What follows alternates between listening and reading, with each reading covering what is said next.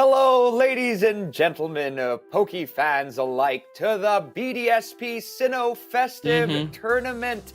This is the time where we'll bring back your childhood memories of the Sinnoh region and see Sinnoh Pokemon in action with some of the top players in the region. Again, my name is Marky Strom, and here with me is... JJ-kun, it's been a while since we were together, but, with the brilliant and shining games that we do have, I'm really excited to see what we do have for this time. Yes, it's very, very, very exciting to see what we've got in store for you. And without further ado, why don't we get to our first trailer?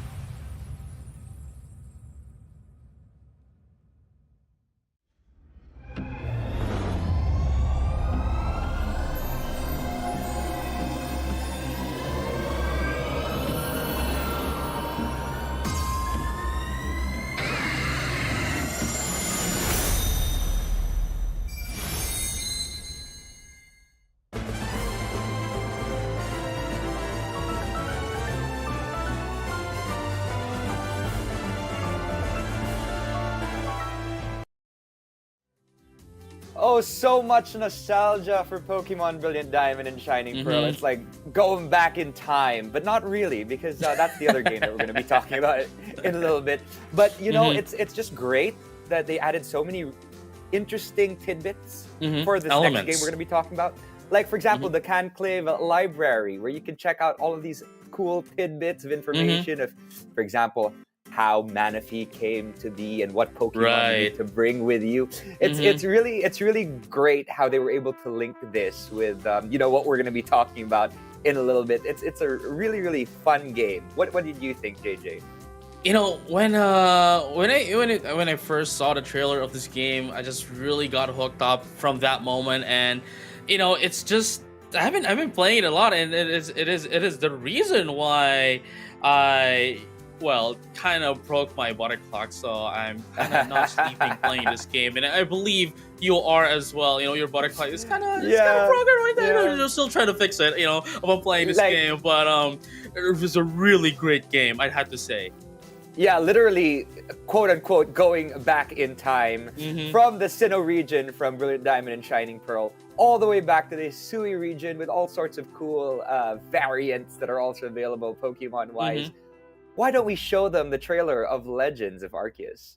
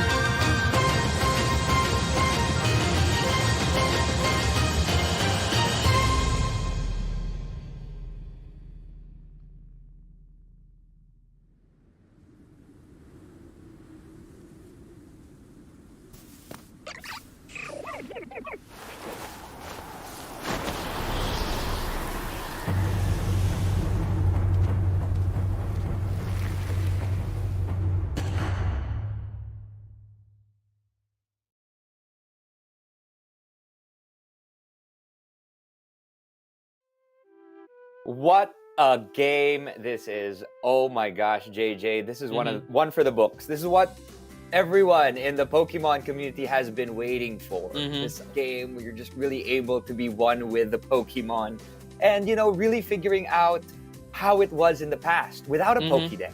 Mm-hmm. Using those wooden Pokeballs and catching these scary creatures that you really don't know much about yet. So this is such a fascinating world.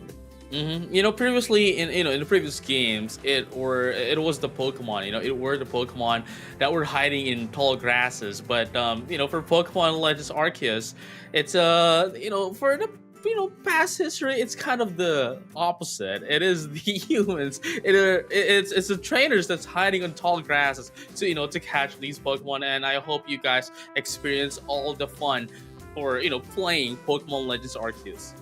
Yep, I got my shiny charm, so the post game is so much fun catching all those shiny Pokemon. But you know what? Why don't we get back to what happened in the future? Isn't that so interesting? Like since this is a game, the future of the past, which is our present. So literally, we're going back to the future because Hisui is the previous Sinnoh region. Right. So why don't we talk about this little tournament that we have in the Sinnoh region a few years later, the Sinnoh Festive Tournament. And without further ado, here are our competitors. We got Nai Ka-chun from Hong Kong, Brian Lee from Malaysia, Jay Ramon from Singapore, we got Chang Chia Hao from Taiwan, we got Nikki Ke from the Philippines, we got Sarah Nomais from Thailand, we got JSDO from Malaysia, and finally another Brian Mendoza, we'll call him Sinnoh from now on, from the Philippines. Right, really interesting players that we have here. Of course, the distributions of the representatives, and I'm just really excited to see which one's going to be, going against who. It could be Philippines going against Philippines or Malaysia going against Thailand. We'll find out. And here we have it, the brackets. As you can see, first thing that you'll notice that JSD is currently on the semifinals. This is due to the fact that there was an official rule violation. That's why we're moving immediately, JSDO into that the semifinals bracket.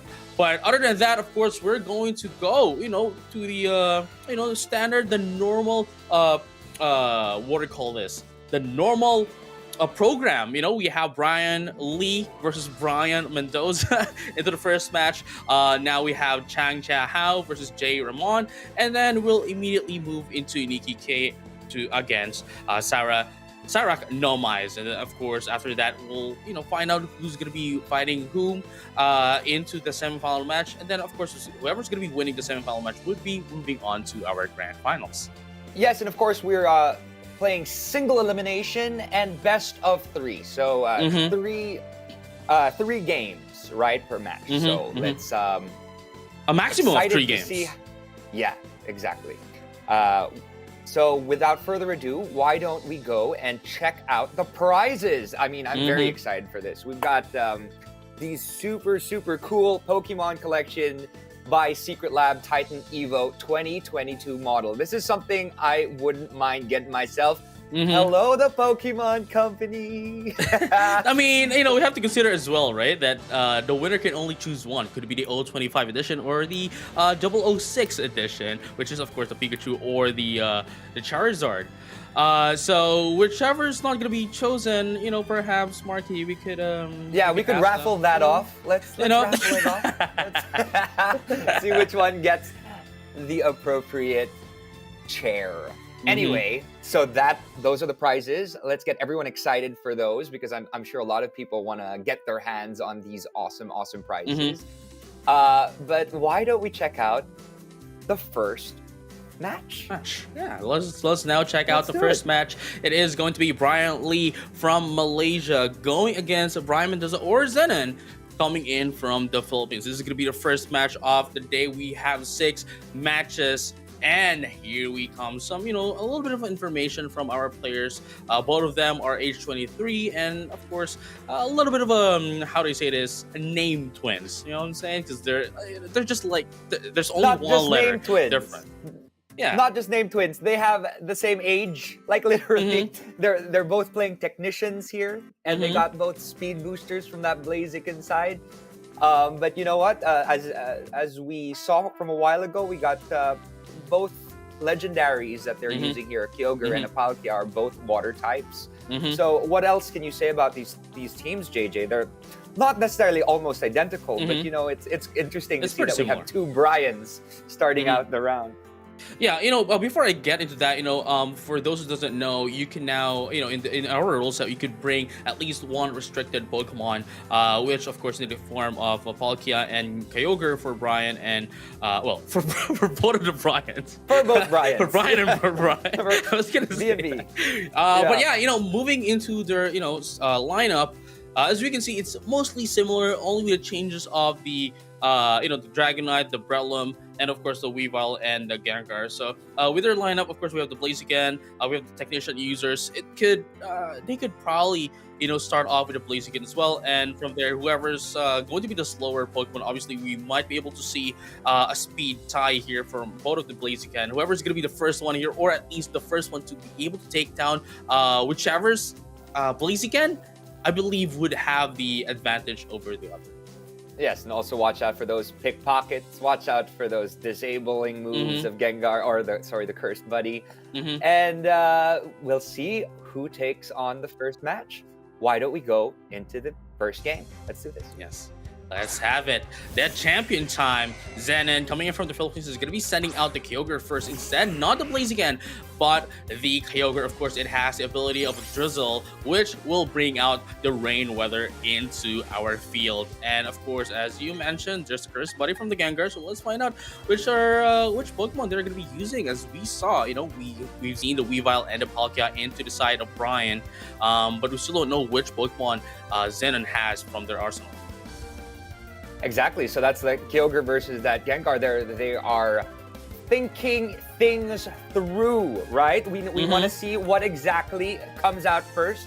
You really got to think this the right way, because with that Gengar out, that first body, well, it's gone back. Gengar knows that it needs to be changed in with a Palkia. We got two legends up against each other. With that pressure on, watching those PPs on Kyogre's side, Water Sprout doesn't do too much damage, as it is resisted against that times 4. And possibly, who knows, a possible paralysis. What do you think, JJ? That Kyogre just went back into the other side, pushing out that Latios. We got that dragon versus that dragon right now. And now it's really interesting because, I believe what Zenon is thinking here is that, okay, there's a possibility that this Palkia has his Thunder. Of course, I'm just gonna be switching out so that I would be able to take in the damage. Unfortunately, Brian was able to see it from a mile away to ensure that it's only going to use Thunder Wave to, get the paralysis onto the other Pokemon instead of using Thunder that could, while it is 100% accuracy in the rain, I think it's the most obvious thing to do. That's why they kind of deviated from doing so, and now they were able to successfully take the paralysis into that of the Latios, which would be a huge deficit for the side of Zenon. Exactly. So now it's taken out. Latios has been taken out by Zenon, and he is sending out his Kyogre back on that field, because that paralysis is not going to be good for that Latios. We've got this. That's going to do a decent amount of damage on that Kyogre. A decent amount of damage with that Dragon type move. Let's see here. That Kyogre does the Thunder, which is, does a good amount of damage as well to Palkia. It's not super effective because of that Dragon typing. And it is doing the same thing with that Kyogre, taking Zenon's Kyogre down for the books. I like what is one Zenon was legend thinking, I like what Zenon was thinking, knowing the fact that they might be using Spatial Run, to take down the Latios, immediately switch in the Kyogre just to be able to, get in some damage. Unfortunately, though, knowing the fact that it now has Thunder, I believe they weren't expecting the Thunder to come out. That's why, at least wanting to put a lot of damage into the Palkia, but unfortunately wasn't able to do that. But here he comes, Blaziken, of course, going in for the Protect here, just to be able to get that speed boost to get the +1 into the speed. And, it's going to be the faster Pokemon now moving forward. Yes, and I really liked how that Palkia used that Drizzle to its advantage, right? Using that Thunder without that accuracy check.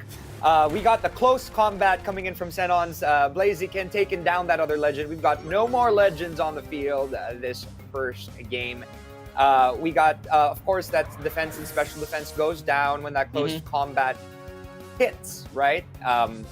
But as we can see, it did lose some HP from that Life Orb. Blaziken did get that speed boost, though. After, well, it protected, it got a couple of speed boosts in. Here we go. We've got a Weavile coming out. Oh, that could be, that could take a lot of damage from that Blaziken. What do you think?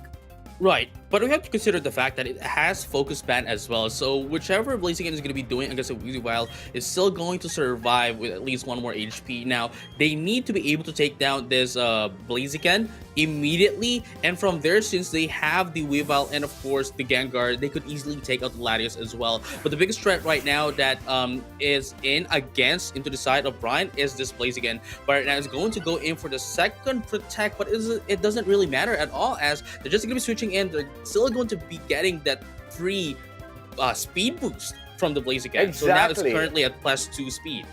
And I liked what they did when they put out the Weavile, and then that Blaziken tried to do a close combat, and it didn't actually hit it because it switched out into Gengar, which is a no effect damage, right? So there's more recoil damage, more Life Orb damage. That adds up, right? But it is fast. I have to say, this speed boosted Blaziken now has boosted to a certain, will be able to outspeed this Weavile in eventuality. So let's see here what actually happens. I mean, I don't know if that Weavile can do too much now versus this Blaziken. Possibly, oh, there you go. A possible U-turn, really, because it probably knew that there was that focus sash on it, so it would be going back in to switch out for something else, right? So let's see here. With that pickpocket, though, that Life Orb was stolen from that Blaziken. So, that which extra damage. Which is actually more of a disadvantage for the Weavile, because now that it has a Life Orb, now you're going to be able to attack the Latios. The U-turn is just used to essentially, dominate and, showing their dominance in a way, right? Because it's still going to have some recoil damage. Now, it's just switching out the Latios to, essentially sacrifice it. So it's more of a lamb. right? It's more of a show off into the side of Zen. And like, you know what? You can take on my Latios. You're gonna be taken out anyway because you have the pickpocket and you have my Life Orb. So it doesn't really matter at all. Oh my gosh, yeah, he used the pickpocket to his advantage. I mean, he knew exactly what was coming for him with that Weavile. And what's cool about having the teams readily available for everyone is that they know exactly what's coming in for them, right? So I'm sure he knew that pickpocket was coming, that Life Orb was going to be taken from him, and it would eventually take down that last HP holding that Weavile up. But congratulations, Sinnoh from the Philippines. I mean, I'm not saying because we're Filipinos we're rooting for you, but we're rooting for you. And that's just one game. That's one game. That's one game. So hopefully he is able to keep taking the control for the next one. But you know what? More power to Brian. Well, both Brians, right? In both this Brians, next game. So here we go. Without further ado, let's go into the next game. And here we go, the second one. We're going to be seeing Gengar. Of course, now we are seeing the match in the perspective of Zenon. Earlier on, it was Zenon on the other side of the match, but this time we're going to be looking at it into the side of Zenon. And now, of course, it's still going to be the same leads here for both of our trainers with the Kyogre and the Gengar. Yes. And we got that Drizzle out already, fresh off the bat. I mean, sometimes it is counterproductive to have that drizzleability if other Pokemon are actually also benefiting from the weather. So let's see what Brian does in exchange. Will he be switching out? Will he be keeping in that Gengar? So that Gengar was withdrawn. It was withdrawn. It knew what was going to happen. We said there, yes, and that Palkia is out on the side of Brian. Kyogre does do Thunder, does a little bit of neutral damage to that. That Palkia, and it does a good amount of damage. Obviously that Thunder, surpasses the accuracy check and does, the amount of damage that is required to do. Exactly. Due to the rain. So it was there was a little bit of a chance, that Kyogre would have been able to paralyze the Palkia. But True. here we go. We're essentially seeing the same thing. This is the that same thing over happened, again right? from the Essentially other the same side. thing. From the other Yeah. side, essentially the same thing from the first game. Unfortunately, this Latios is still not going to be able to do a lot here. This Latios, of course, if it's going to attack, of course, the Spatial Variant is going to take hit first and probably want to KO this Latios as well. Probably, and most it likely did. one hit KO. It did. It's down. It's down for the books. Latios is out, but I mean, this is what happened last time. I mean, he knew exactly what was going to happen, so he set up for it. He waited for it, and he knew exactly what to do. But let's see if the rest of the match or the rest of the game turns out the same as the first game did. But the Kyogre's out again versus that Palkia. Let's see if it is able to take down this Palkia again with Thunder. Yeah, it is scarfed actually. You know, if you didn't notice, it is scarfed, so it's going to be the first one It's going to be to faster. attack. Yeah. That Thunder Wave slowing down that Kyogre. I believe with the speeds, right? Correct me if I'm wrong here, but I believe with the speeds of Kyogre and Palkia, I think it's still going to be the faster one, despite having the paralysis, just because of the fact that it does have the scarf. Choice Scarf. I believe it's still. I believe it's still faster than the Palkia, but correct me if I'm wrong here. But it doesn't. Kind of doesn't really matter, as they just need to get this Blaziken up, gets a little bit of a protect here, and essentially gain the speed that they lost again. Exactly. Well, Palkia is utilizing that drizzle, really hitting that Blaziken with a lot. And that paralysis. Oh, that paralysis. Oh. That's going to be very, very detrimental to the speed boosting abilities of Sinnoh's side, right? It looks like Brian has a little bit of an advantage here, but there's a protect for that extra first speed boost, especially for that Surf. That Surf would have done a lot of damage to that Blaziken. With a little speed boost, I don't know. I don't think it is fast enough to outspeed that Palkia. But let us see. Let us see what happens. Although that Surf does come out, and it really, really is, super effective versus that Blaziken, and it takes it down. Super effective, taking down that Blaziken. Sinnoh just has one last Pokemon left at his disposal, which is that paralyzed Kyogre. I am biting my nails. I hope that he's able to do something about this. The Drizzle comes out again, and let's see here. What will it be doing now? It's at full health, but that paralysis will really, really take its toll, right, JJ? Right, and unfortunately, even with this Choice Scarf, it's still not going to be the faster one going against the Palkia. Now, here's the thing. If they can take out the Palkia, even if they do take out the Palkia, which they did just now, there's still the Gengar and perhaps the Weavile again at the back, which would still be faster against this Kyogre. So we might be looking at a game number 3. I think we're looking at a game number 3 here. This is quite exciting. It's really like, it's really the two Bryans are they know exactly what's gonna happen. So they're very, very much in sync. But I think that we are going for a game 3 here, JJ. The Black Sludge, it's healing that Gengar a bit, but he still has 2 Pokemon on his side, Brian. And that Shadow Ball will take down that Kyogre, and that is a GG. That is definitely a game. GG.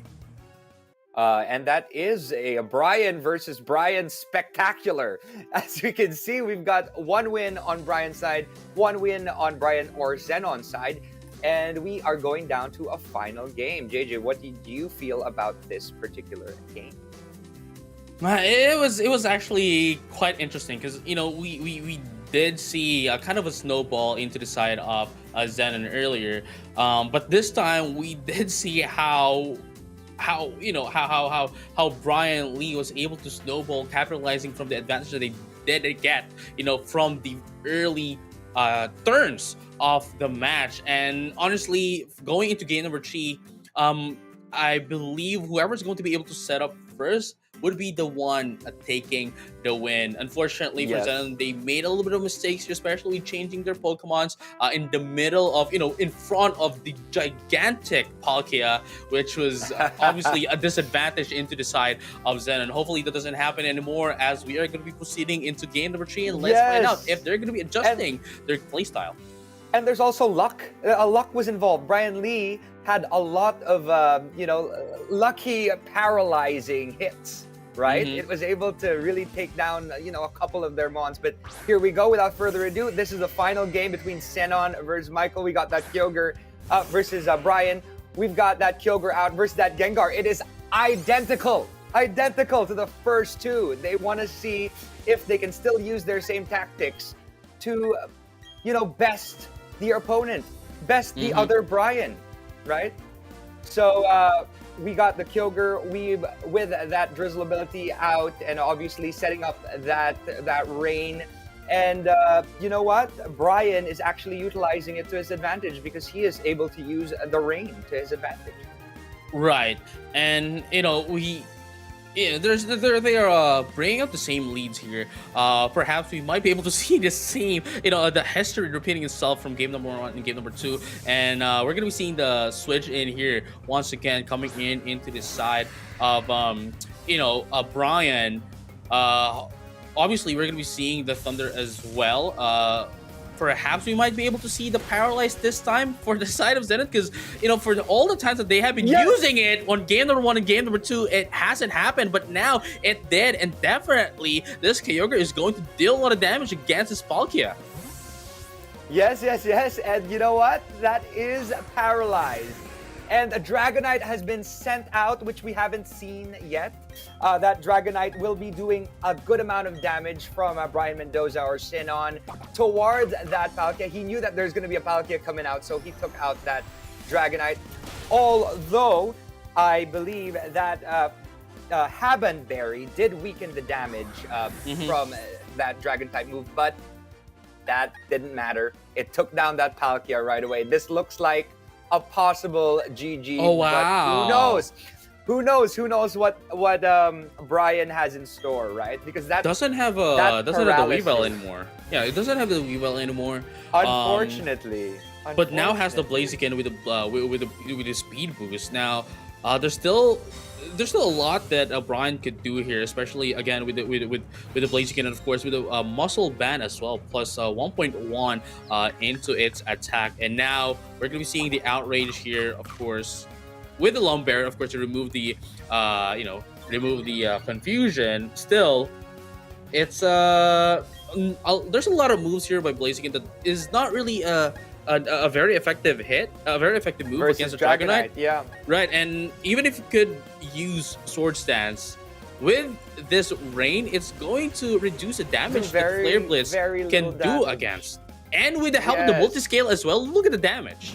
Yes, that multi-scale ability, obviously, when it's at full HP, it'll only take a very minuscule amount of damage with the rain, and it's a fire attack. It's really not very good damage. That Dragonite did very super effective critical hit damage on that Blaziken, really doing enough damage to almost take it down. Although Dragonite's burned, which means that its physical attack has been compromised by a certain amount. We know how bad burning is. It is 50% in PvP. 50%. And you know what? That Lumberry didn't come out at the right time. Well, it did take off the confusion, right? That Earthquake, as we know, that Gengar isn't levitating anymore. Yeah. It isn't. So it has taken a lot of damage from that Earthquake from that Dragonite. Although that Dragonite is burnt, it is still doing massive damage towards both that Blaziken and that Gengar of Brian's side, right? JJ. Right, and now using the substitute here, I believe if Zenon here uses Earthquake once again, it's not going to matter, as this substitute is just going to be taken out due to it being a super effective hit. And now we're going to be seeing the substitute to be fading away, and now we're back with a Gengar that's very low in HP, and I believe Gengar here won't be able to do as much. Just like the Blaziken, it won't be able to do a lot of heavy damage against this Dragonite, especially that it's still a little bit of faster. Well, not Gengar. It is the faster one here, but this Shadow Ball is not going to be able to take it down, and Earthquake is going to be able to take down the Gengar instead. And likewise, when we get the Blaziken, obviously, it's going to go in for the Protect first to get in its speed boost, but if it tries to go in for a double protect, there's a 50-50 chance that it wouldn't work anymore. So the only thing that they could do here is immediately attack and hope for the best. Yep, it's hoping for the best. But as we know, Zenon still has 3 Pokemon on his side. That Dragonite was a really, really good choice because he knew that the Palkia was going to come out in the beginning. So now we're sending out that Kyogre, who is at full health, taking down that, the chance of fire moves doing too much damage on it with that Drizzle. But the Swords Dance will really boost the attack of Blaziken as well as that speed boost. Like that Swords boost. Dance. Yeah, Swords Dance and speed boost together. That could be really, really detrimental to Blaziken's fight in the future. But unfortunately here, it's down to a very, very small amount of HP. But let's see how much protect it can do before he gets unlucky and he no longer can protect. I believe Blaziken here needs at least 3, if not 4 speed boosts, so it would be okay. Never mind. It only needs 2 speed boosts to be the faster Pokemon against Kyogre, due to the fact that it is running on, the Choice Scarf, right? Choice Scarf. So it only needed 2 speed boosts to a +2 on speed for it to be the faster Pokemon against a Kyogre. And now, despite it having the very low HP, I think it still has a lot in it. It still has a lot of fight in it. Now the Dragonite, I believe, is still going to be the Dragonite. If they use close combat, I believe this Dragonite is going to be taken out pretty quickly. Yeah, this Dragonite could be taken out really fast because, well, obviously with the extreme speed as well. But let's see if the Protect comes out because that extreme speed has a priority. So if it is able to do that first, well, it has no choice but to protect. But it failed, and that extreme speed will take that Blaziken down, and that is a GG. Congratulations, Sinnoh, you win the first match of the quarterfinals. That is very close. Honestly, if Brian Lee didn't go for the Protect, I think they would have been able to KO the Dragonite, and perhaps we might be able to see the last Pokemon as well into the side of Zenon. But you know what? It doesn't matter, as Zenon already won the first game and is going to be proceeding to our semifinals match. Yes. He is proceeding to the first semi-finals match, and that is such an exciting first match, especially because it was between 2 people of the same name, of the same age, with similar strategies. It was just really, really great to see what happened. And why don't we go into the brackets, JJ? Right. So as you just saw, guys, we're gonna be seeing a brackets. Brian Mendoza Zenon is now moving into our semi-final match. Obviously, it's going to be a 2-1, guys, and the next one is going to be Chang Chai Hao versus Jay Ramon. So it's really going to be exciting to find out who's going to be, fighting off against Brian Mendoza later on in the semifinal match. And now we do have our competitors coming in from Taiwan and Singapore, respectively. Yes, we got Chang from Taiwan, and we've got Jay Ramon from Singapore. We got our first female player for the day. Very, very, very excited to see what she has in store for all of us. And we got Chang versus Ramon in this Pokemon Brilliant Diamond, Pokemon Shining Pearl, Sinnoh Festive Tournament.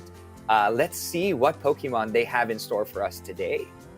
And here we go. We do have the Breloom, the Cloyster, the Magnezone, the Ludicolo, we have the Kyogre, and the Gastrodon. Really great combination of Pokemon here. Has a lot of coverage as well. But for Jay, they do have the really interesting Rotom-Mow form. We do have the Dragonite, the Ludicolo, the Clefable, we have the Scizor, and of course the Kyogre. It looks like a lot of people are running Kyogre. They're running rain teams, I'm telling you. And what's interesting is if you look at Chang, like it's almost a complete synergy with his rain team. He's got that Gastrodon, he's got that Ludicolo, he's got that Magnezone, as well as that Cloyster with that Skill Link. They're he is ready to take that on. And on the other side, Jay has that Ludicolo as well as that Kyogre to have that possible rain versus rain setup. Although it's interesting to see that Rotom Mow, as you said a while ago, as opposed to that Rotom Wash that is normally up, right? Yes, and you know what? Enough talking about their teams. Let's actually see what is up. You know what? Let's see how they utilize these teams. In the end of the day, that's what it is about how they utilize the right Pokemon and what Pokemon does come out first. So here we go. Let's find out which Pokemon they're going to be sending out. Obviously, into the side, onto the other side, it is going to be Chang, and of course, who we're looking at, is the perspective of Jay. Jay, yes. There we go. Yeah. It actually knew. Jay knew that Kyogre was coming out, so sending out that Rotom Mow, will do a lot of damage to that water type Pokemon, because we need that Drizzle to come out first. That Volt Switch does a decent, much more than expected damage to that Kyogre, especially in the rain. Goes back and sending out right into the arena. Let's see here. A possible Ludicolo, which will be really, really, really good in the rain as well. Definitely, especially that this is I believe one of the Pokemon that is used as a counter to these rain team. As we just saw, there's a lot of them going in for the rain team, and now of course the Giga Drain, this, even if they do bring out, like, say, the Gastrodon, right, which is a huge counter as well for Pokemon like Kyogre that has Thunder, they could essentially take it out. But without a grass type Pokemon, like Ludicolo or what do you call this, Breloom, you're not going to be dealing a lot of damage against this Gastrodon. But now we do have the Ludicolo, of course, now out, going against this Kyogre, perhaps going in for the Giga Drain as well, or they might be looking to change the moves to predict it. The Giga Drain has that big root attached to it, which means it will have more drained. So we've got two Ludicolos up against each other. It didn't do as much as if it was going to go and draw a lot of energy from that Kyogre, but it was able to get a lot because of that big root. So now, almost at full health, we've got two Ludicolos out. Jay versus Chang. We'll see what happens, because they're both speedsters at the moment under the rain with their swift swim, right? So who will attack first? It all depends, I guess. Right. Obviously, it would all depend on their builds for the Pokemon. Despite them having the Swift Swing ability, with their builds of the Pokemon, it could still depend. It could still change the stat. But right now, we're going to be seeing the fake out here into the side of Chang, and just essentially, ensuring that they're going to have the first move here. Obviously, the actual round, the actual turns from both of these Ludicolo now starts just now. Hey, that it did. And as I actually see here, Josh's actually has a faster Ludicolo. So it might be able to come out in front of Jay in this particular situation. This is going to be the battle of the Giga Drains, I think.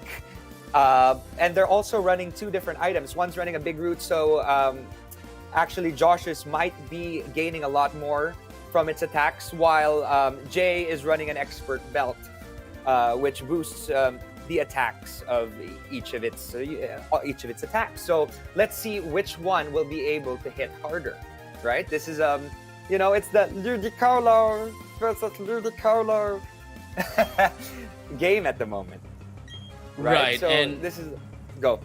Yeah, this is really gonna be interesting, because whoever's Ludicolo goes down first is going to have a huge detrimental, just because of the fact that both of these players are running in a rain team and has a lot of water type Pokemon from their arsenal. So if their Ludicolo goes down, then they're going to have a hard time going against the Ludicolo of the other. So they're really just trying to ensure that their Ludicolos would survive. Exactly. And now the rain's down, so We'll see. We'll see. Interestingly enough, Jay knew that Kyogre would be coming out on Josh's side, so she didn't actually bring out a Kyogre on her side. So this is fun to see. She's got two. From what we saw a while ago, we've got Rotom and that Ludicolo, the grass types, which are very, very effective versus that Kyogre. So you know what? If that Ludicolo does end up going down, she still has that Rotom to take over, right? Now we've got that Scissor coming out to prevent that Giga Drain from really taking too much, as it is not very effective versus that Scizor. And that Giga Drain does heal him a little bit more than expected because of that big root attached to that Ludicolo. Now the thing here is really gonna be interesting because like what Jay is bringing up here is how do I say this, a counter to a rain team, knowing the fact that what we just saw, that it doesn't have doesn't really have, they don't have a water type Pokemon of their arsenal except for the Ludicolo. Doesn't have the Kyogre as well, so it's really gonna be interesting to find out if they're gonna be able to take down the Ludicolo, and they did with a U-turn as well, and gets the free switch in as well. Now that the Ludicolo is now out from the side of Chang, I think the advantage right now is on the side of Jay, especially with this Ludicolo. I believe we're going to be seeing the Ludicolo pick again. Perhaps, oh, never mind. It's going to be the Rotom. But still, that Kyogre is going to be in for a lot, especially with the Ludicolo and the Rotom into the side of into the side of Jay. Yes. Oh my gosh, that Kyogre has a lot in store for it, because Jay really set up her team to be a counter for a rain team, and she actually utilizes a couple of her mons to that advantage. As she saw, there were 5 mons that utilized the rain in the team of Chang or Josh's. So let's see here. We got a couple of electric type mons out. We got that Magnezone versus that Rotom. So it's all up to choice here, all up to the action of these players. We've got that Magnezone that could potentially, it has that sturdy and that Custap Berry, just in case it takes enough damage. It will be able to be a faster option than the other opponent, because that's what Custap Berry does, right? It actually speeds up your Pokemon if it's in a pinch. So now it... Oh, wow. So it took the Custap Berry very smart with that trick. It took off the Custap Berry just in case. And from what we were talking about a while ago, JJ, how do you feel this is going to turn out? All right, so now that it does have the really interesting here. Now that it does have the choice scarf, it can only use one more move, right, before it can change up. I believe the best move here would be Will-O-Wisp, and then just change in a Pokemon, into perhaps the Scissor. No, I don't think the Scissor is good. I believe the good one here would be that of the Ludicolo. I think it would have more of a resistance against this Magnezone, and perhaps could deal more damage. I wasn't expecting Chang to bring out the Magnezone, really. That's why I was really kind of how do I say this? Kind of I was anticipating. I wasn't anticipating this Magnezone. I thought it would have been a huge advantage into the side, of course, of Jay. But this Magnezone is actually a huge threat against them.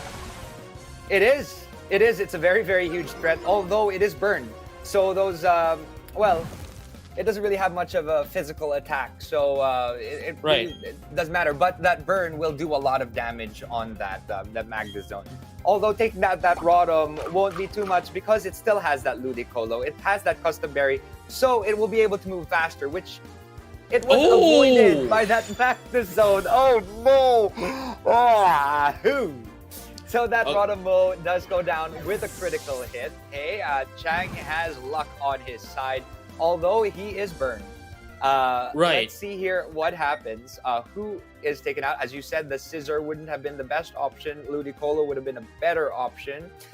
But if we're talking about survivability, but now this scissor has brick break, right? It has brick break, and and it has resistance into that of what do you call this? Flash cannon as well from the side of yeah, sorry, Magnezone, right? So it would deal more damage and perhaps going to be able to take down this Magnezone quickly as well. And if it does, right? And if it does, then we're going to be seeing quite an advantage into the side of Jay, especially the Ludicolo at the back could still do a lot of damage. And now Flash Cannon, unfortunately, not going to be able to take down the Scissor. And there's a retaliation coming in from the Scissor to take down this Magnezone. Yes, it took down that Magnezone pretty good, luckily, but that Life Orb really took down all the damage for that Scissor. So it's one Pokemon versus one Pokemon. That Ludicolo versus that Kyogre. But as we know, Ludicolo will, be at an advantage because of the rain. When the drizzle comes out, it'll be faster, hopefully, than that Kyogre, and we'll be able to really take it down with one Giga Drain. But let's see what happens. Who knows? That Kyogre is scarfed, so it could be quite fast, but not as fast as that Swift Swim Ludicolo. Taken down that Kyogre, and that is a GG for Jay from Singapore. Congratulations to you. You take the first game. Honestly, that Magnezone was just really surprising to see coming in from the side of Chang, and it's a huge threat. It was a huge threat, and if Jay wasn't able to take down the Magnezone, that would have been honestly a game for Chang. Yeah, it was that Flash Cannon. If that Flash Cannon had taken down that Scissor, it would have been a slightly different match, outcome, yeah. right? So, fortunately, that Scissor held on, and GG, good job to Jay from Singapore for taking on the first game. But we are not done yet. We have one more game, or two, depending Perhaps on how two. well Joshus does. So let's see here. Without further ado, let's go into the next game. There we go. We're going to be seeing the Cloyster out first. Of course, it does have the scaling ability, which ensures that it's, all of its 3 to 5 moves would have the guarantee 5 times of hitting into this Rotom. And, this Rotom is on a huge disadvantage, especially for the fact that there's Icicle moves here from the side of the Cloyster to essentially take it out immediately from the first turn. But it's going to go in for this Volt Switch, which is actually a pretty good thing. But it's going to be holding on with its Focus Sack. Yes, it does, but it actually does go back. That Rotom was able to survive without getting hit by a scary Icicle Crash skill link from Cloyster. Icicle Spear, sorry. But that Icicle Spear does slight amounts of damage to that Scissor. Luckily, it came in and might be able to take on this Cloyster, even if it does do 5 hits. It did get a critical at one point, but it's not going to do too much damage on this Scissor. Although, if it was up against that Rotom, it probably would have taken that down right away. So that was a smart move on the part of Jay. So let's see here what this Scissor does. Although that we know that Scissor has a lot of super effective moves versus that Cloyster. That Technician, as we know, that Technician really boosts the attack power of a lot of its lesser moves, like Bullet Punch. Lesser damaging moves. Sorry. And it took down that Cloyster. Scissor, though, has that Life Orb, so that it is losing a little bit of life as we go along, JJ, right? So what do you think is a good option now for Chang to do? It's different, especially to the point that we don't really know what they're going to be bringing out. But obviously we do now see that they have the Kyogre. It's not going to be Scissor's not going to be dealing a lot of damage against the Kyogre, but at the very least it would be able to deal a decent amount of damage. So if it could hold on against this Kyogre, then perhaps it could take it down. But obviously, the better option here is to just bring out Ludicolo. Hopefully, that is already predicted here by Chang from a mile away. And let's find out if they're going to be able to make use of that. Never mind, the Water Spout is going to be used here. It's not going to deal a lot of damage here. Obviously, despite it not being a very effective hit, not a very effective move, it's still going to be dealing this amount of damage just because of the fact that it's rain. Water Spout and it's in the rain, and it's a stab move as well. Yes, exactly. But now, we've got that Giga Drain that is about to come out, and it is known that Kyogre would definitely switch in. And putting out that Magnezone that we were talking about a while ago, which could do a detrimental amount of damage as this goes along. This is one for the books, as we know that Magnezone is possibly a Pokemon that could be a detriment to the team of Jay.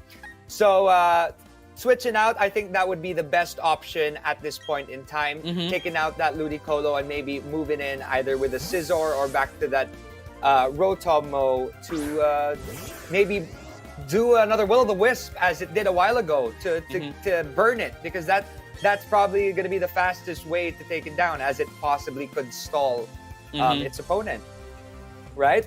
Yeah. So it could be a Will-O-Wisp, who knows, there could be a Trick in there. From what I know, I don't think it'll be using its Volt Switch, but it will be using one of the two, either Will-O-The-Wisp or Trick, to try to see if it can take away some of the advantages from that Magnezone, which really, really benefits from the rain.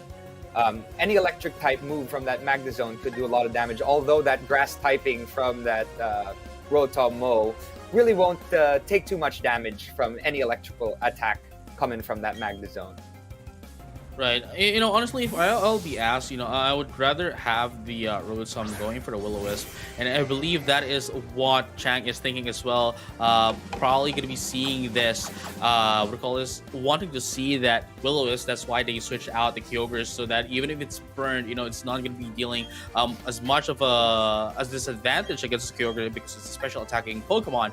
But now we do see the Trick here, and it's going to be taking in taking the item of the Choice Scarf as well. And it's Choice Scarf as well. for a Choice Scarf.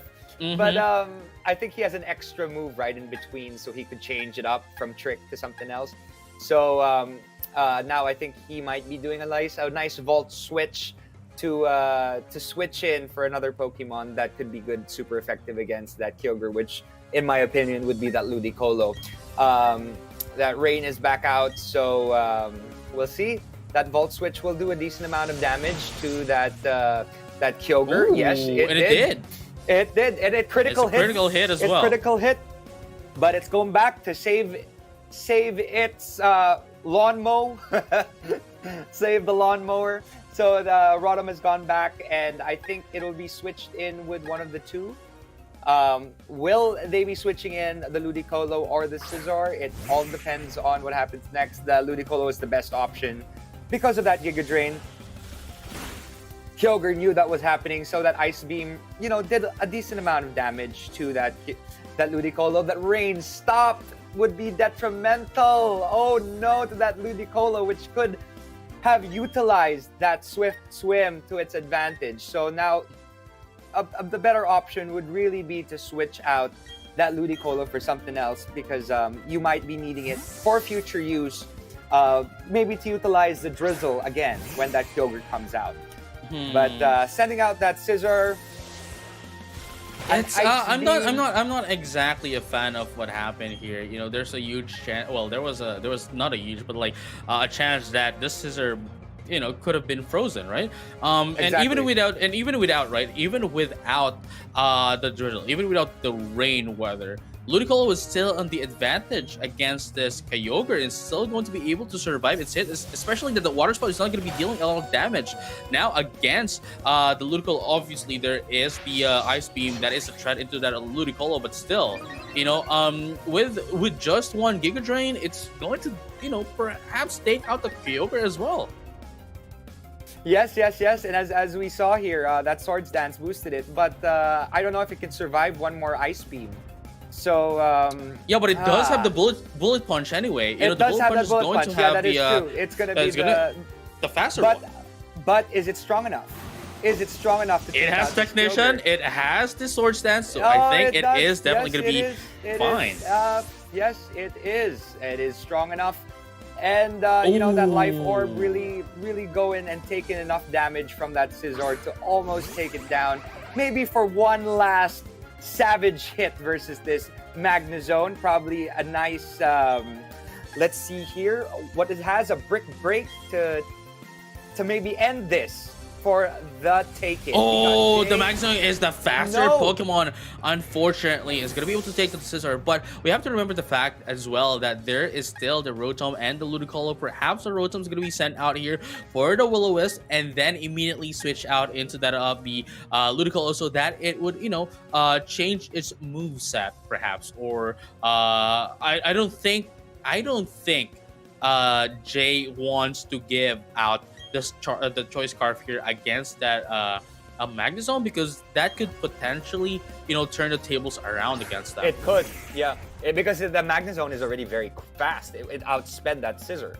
So let's see here what happens. That the Magnezone is virtually almost full life. I mean, if that Scissor was able to do that Brick Break, that could have been the end for Chang. Although now he actually has a chance because his trump card is that Magnezone. And here we go. Unfortunately, instead of bringing out the Rotom, they actually went in for the Ludicolo instead. Obviously, we have the Focus Blast to be, the Focus Blast is the the super effective hit, a super effective move against this Magnezone, but of course there's still quite a huge chance that it is going to be missing. But of course, with the help of the Discharge, it's going to be able to take down this Ludicolo. Perhaps if they went in for the Focus Blast and took the risk, it could have won underway, but at the very least, that serve was able to deal guaranteed damage against this Magnezone. And now we might be looking at a game number 3. Depending on what happens now, obviously this charge is not going to do a lot of damage against Rotom. So, and if they go in for a Will-O-Wisp, they won't be able to do anything anymore. They won't be able to choose any more attacks. So, perhaps Volt Switch is the game here. Perhaps it's the trick. But let's find out if they're going to be able to take down this Magnezone. Unfortunately not, but it's going to be able to survive this Flash Cannon and going to be able to take in the game as well. That's going to be a 2-0 win coming in from the side of Jay. Yes.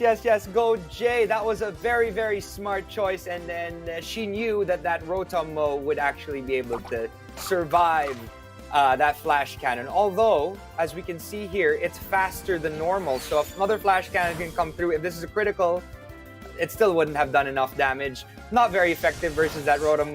That Volt Switch is a GG, taking down Chang's Magnezone. And we have our second semi-finalist, or third, if you think about it. Jay from Singapore has won the second quarterfinals game and match. Well, as you mentioned, perhaps the third, because we already have a Void being the first one to get in on, our semifinal match. And obviously, Jay is going to go against Zenon later on in the semifinals match as well. But, before we go to our semifinal match, we still have one more match to play through on our quarterfinals. So we'll, before we find out which players are going to be going against each other, onto our semifinal match. So obviously we did see Zenon winning their game first, and then of course we have Jay as well just now, and they're going to be fighting off each other into that of the semifinal match. And of course, now that Jay's Dio or Void is now on the semifinal match, we're just waiting for the winner against the match of Nikki going against Nomize, and whoever wins that is going to be fighting off against JSDO into the semifinal match. But right now, here we come, the final quarterfinals match for the day. The quarterfinals for Nikki versus Nomize from Thailand. Yes, we got the Philippines versus Thailand today for our fourth quarterfinals match. We've got Nikki and Sarak from Thailand, and this is going to be an exciting match. Let's see what Pokemon they have in store for us today to see who is going to be up against what. We've got 2 Mewtwo's. How crazy is that? We've got a couple of Mewtwo's, and as I can see, we've got a couple of screen users today. Couple of screen users, and that Azelf of Nomize and that Mewtwo of Nikkei, who's using that Mewtwo as a utility. We've also got that Togekiss. Watch out for those air slashes, right? Watch out for those air slashes, and we've got those Reginator Slowbros. Regenerator. Sorry, my English today is a little bit off. And we got Blissey with her Serene Grace. We've got Serene Grace users left and right because we had technicians in the first few matches. We've got a couple of screen users as well as Air Slash, Toby Kisses, Serene Gracers today. So what do you think, JJ?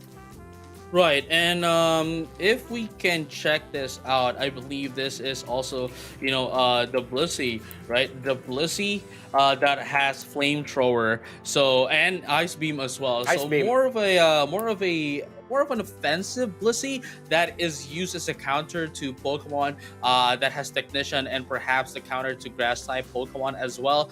Knowing the fact that there's the likes of Scissor, if it's hit by a flamethrower, obviously Blissey is not going to deal as much damage, right? But number one, it is a super effective hit, and number two, it does have Serene Grace, so there's more chances of it actually getting the burn against a Pokemon that is going to, have it attacked on. But likewise for Ice Beam as well, have higher chances of actually freezing its opponent. But right now we're going to be seeing, the Azelf going to be the first one to be brought out here, but into the side of into the other side, we're going to be seeing the Mewtwo as well. Oh, both of them are actually screen setters. Yes, they're both screen setters. Azelf on Nomai's side, and on Nikkei's side, we've got that Mewtwo. So they're both setting up their screens at the moment. We have got that Mewtwo with that light clay, so that's going to prolong those screens. They're both screening themselves now, so this is like a little bit of a stall for both sides. So let's see what happens here. We got the two psychic giants going up against each other.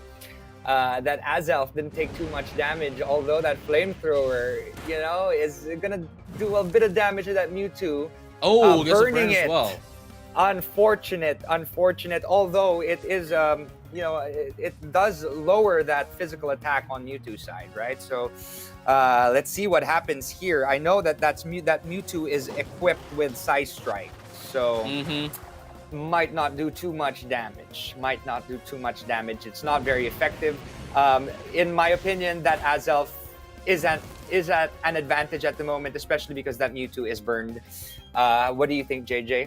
No, yeah, I mean, even if it's burned, right, it doesn't have any physical attacking move anyway, so it's not as detrimental, right? It's not as detrimental, aside from the fact that it actually is burning its HP every after turn. But we do have to remember that they've already set up the screens, and at this point on, I think they just have to either, burn out the screen of the other instead of, instead of choosing a different Pokemon. But unfortunately, but for the side of Nomai, we're going to be seeing a switch in here going into the Overboot, which is their own Mewtwo, and I believe this Mewtwo is more of an offensive this is an offensive Mewtwo. Yeah, than that of Nikkei's own Mewtwo here. Of course, bringing that Bright Powder. We have the Nasty Plot, Ice Track, Flamethrower, and Ice Beam. Exactly. So, watch out on this side, Nikkei. Watch out for that Mewtwo because it's more of that physical side.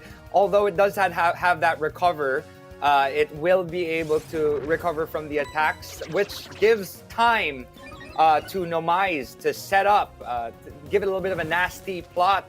That sharp raising of attack could really be detrimental versus that Mewtwo. So he knows that he might be needing to switch in. Maybe or possibly putting out a barrier or a light screen, and there you have it. There is another barrier, there's a reflect to boost its physical defense. Did a bit of damage, but it's not very effective on the side of Nomai's. Although, as we said a while ago, Nikkei's Mewtwo is burnt, so it will be suffering every turn from those burns. Right, and now, it's still quite a detrimental hit here for the side of for Nikkei, just because of that burn. It's still a lot here, and now look at this. Side Strike is still not doing a lot of damage, and since it's not doing a lot of damage, it's giving room, to Nomai's to just use it Nasty Plot so it could set itself up, and from there just attack the moment it perhaps even get its own setup. Yes, that nasty plot is nasty. Once it's completely boosted, it can like literally sweep an entire team, regardless of that, regardless of the light screen and that reflect. So we'll see what happens here. As we can see, it already has 2 boosts. Maybe with enough, and enough stalling, it would get enough nasty plots to be able to just sweep the entire team. And as we see there, it's a critical hit. That Mewtwo has come down on the side of Nikkei. And that boosted Mewtwo is quite strong. And as we see, the light screen did wear out. Right, and now we do see the Togekiss here with that of what do you call this? The Choice Scarf, right? But still, despite it being faster, and of course, obviously, it does have the Serene Grace. It's going to go in for the Shadow Ball, perhaps trying to take down this Mewtwo. But of course, we did see the Nasty Plot, so it's going to lessen the damage that is going to be taken from the Shadow Ball, and it's going to be able to survive. I believe the better option for that end is to make use of the Air Slash and hope for the best. Hope for the best. As that was the best. as I just said, the Nasty Plot is going to be able to bring out the defenses up from this Mewtwo, and obviously was able to survive. If they didn't have the Nasty Plot, then perhaps they might have been able to KO this Mewtwo, but unfortunately that isn't the case. And now this Mewtwo is just going to sweep everything down into the side of Nikki. Literally gonna sweep everything. Although, I mean, it did have that, it got burnt, so it didn't really matter. It is going down for the kicks, even with that, that shell smash. That's it. That's it for it. With that burn in tow, that Cloyster will come down right away. So that is a GG. Sorry, Nikki. We've got the first round to Numais from Thailand, who used that Mewtwo and really swept the competition. Those nasty plots, a couple of nasty plots were able to really, survive that Togekiss's Shadow Ball. That was one of the most fascinating parts of it. I thought that it was going to be taken down. Did you think that it would go down, or did you think that it would survive? Honestly, I really think that it would survive. And as I mentioned, I think it would have been a better play to go in for the Serene Grace, perhaps for the first time that it was out in the field, just to get in the flinch, of course, with the Air Slash, rather, getting the flinch with the help of the Serene Grace, and from there, get in. Oh, wait. Well, never mind. Actually, we can't do that. It could either go in for just the Shadow Ball or the Air Slash. Obviously, we did see the special defense down, drop, with the help of the Serene Grace to increase his chances to drop it. But the flinch, I believe, would have been a better say this, a better result, to essentially disable the Mewtwo from the side of Numais. But what happened already happened, and the only thing they could do is bounce back from this loss. It was a coin flip, literally. It was a coin flip, yeah. I was also thinking that the Air Slash could have probably been the better option. But 2 nasty plots, that really comes down to being quite nasty, especially if you have a Mewtwo that's about to sweep your entire team. But without further ado, let's go into the next game. All right, here we go. We've got that Blissey out. And we've got 2 Serene Gracer users at the moment. We've got that Air Slash and that nasty flamethrower with a higher chance of burning its opponent. But, there's a special attacker on Togekiss's side, so it doesn't really matter in this particular situation.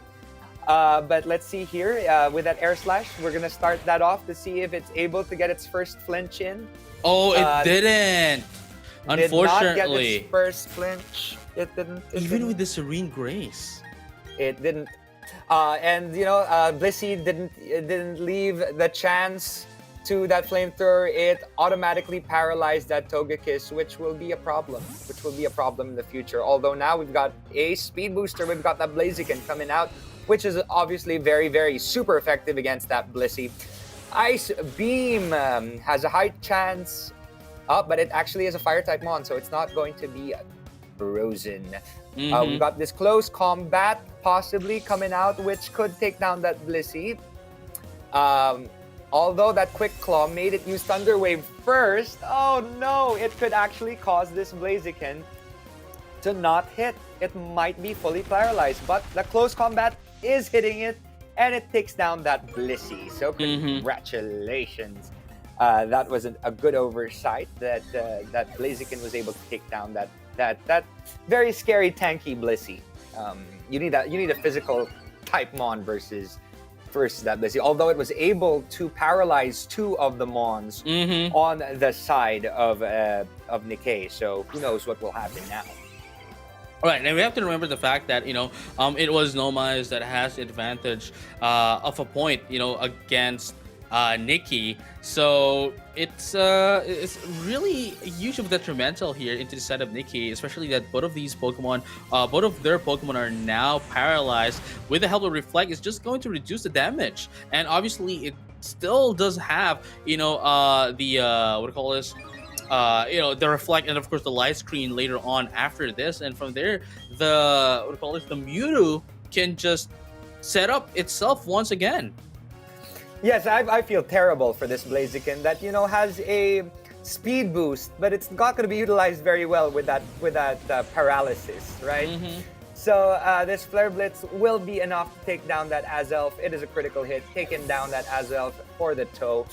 Nikki is coming back with a vengeance, although with two Mons paralyzed, who knows what will happen. That Life Orb really taking a lot of damage, chipping away at that Blaziken with a boost in speed, but still paralyzed. So there's that chance that it won't attack. And against this MVP of the team of Nomais, the Mewtwo has come out again, and it is waiting to take its control. Now, at this point, I think Nomais would want to be predicting this Protect, or perhaps the Detect, rather, into the Blaziken, and to get a free turn off setup. And from there, I think if it does, then well, never mind, it didn't. I mean, because if it did, right, if they were able to predict that attack from the Blaziken, they would have been able to get in a free turn of setup with that of the Nasty Plow. But at this point on, it's almost as if it doesn't really matter as much. Yes, the Blaziken is faster than this from that of the Mewtwo, but in terms of the damage, even if Blaziken becomes first, right, it could deal a lot of damage against this Mewtwo. The Mewtwo will still be able to survive just because of the fact that it has the screens up, and from there, the Blaziken would just take itself out because of the recoil damage from the Flare Blitz and of course the Life Orb. True. And now we've got that shiny Togekiss out, maybe utilizing that Shadow Ball that it was using a while ago, or it could have used that Air Slash to maybe lower the chances of Mewtwo attacking with a little flinch.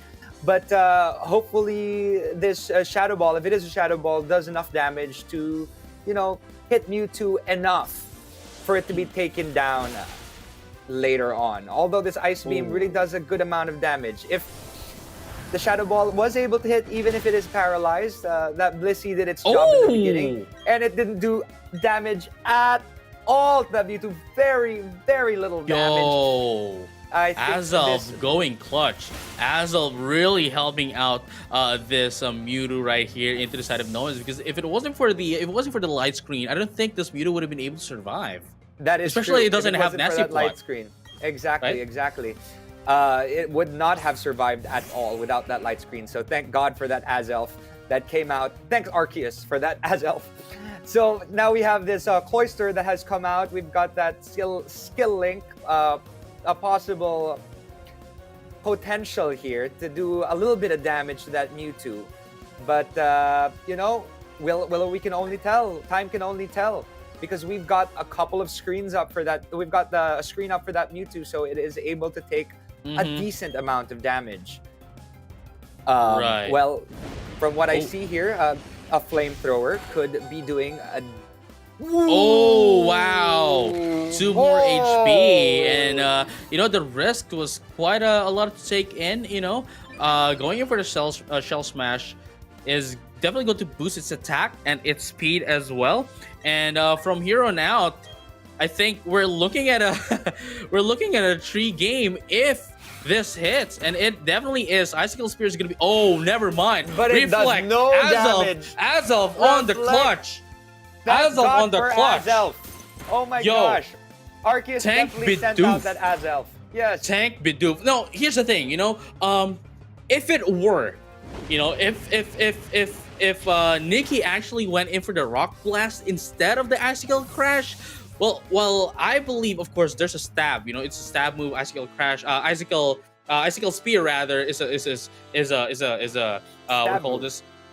It's a stab move. Rock Blast actually has a chance to flinch the other Pokemon, and there's 5 times of it. So that would have been a denial into the side of Nomais. But you know what? That's not what happened, and Nomais was able to punish that by surviving in a clutch, thanks to Azelf with the Light Screen and Reflect.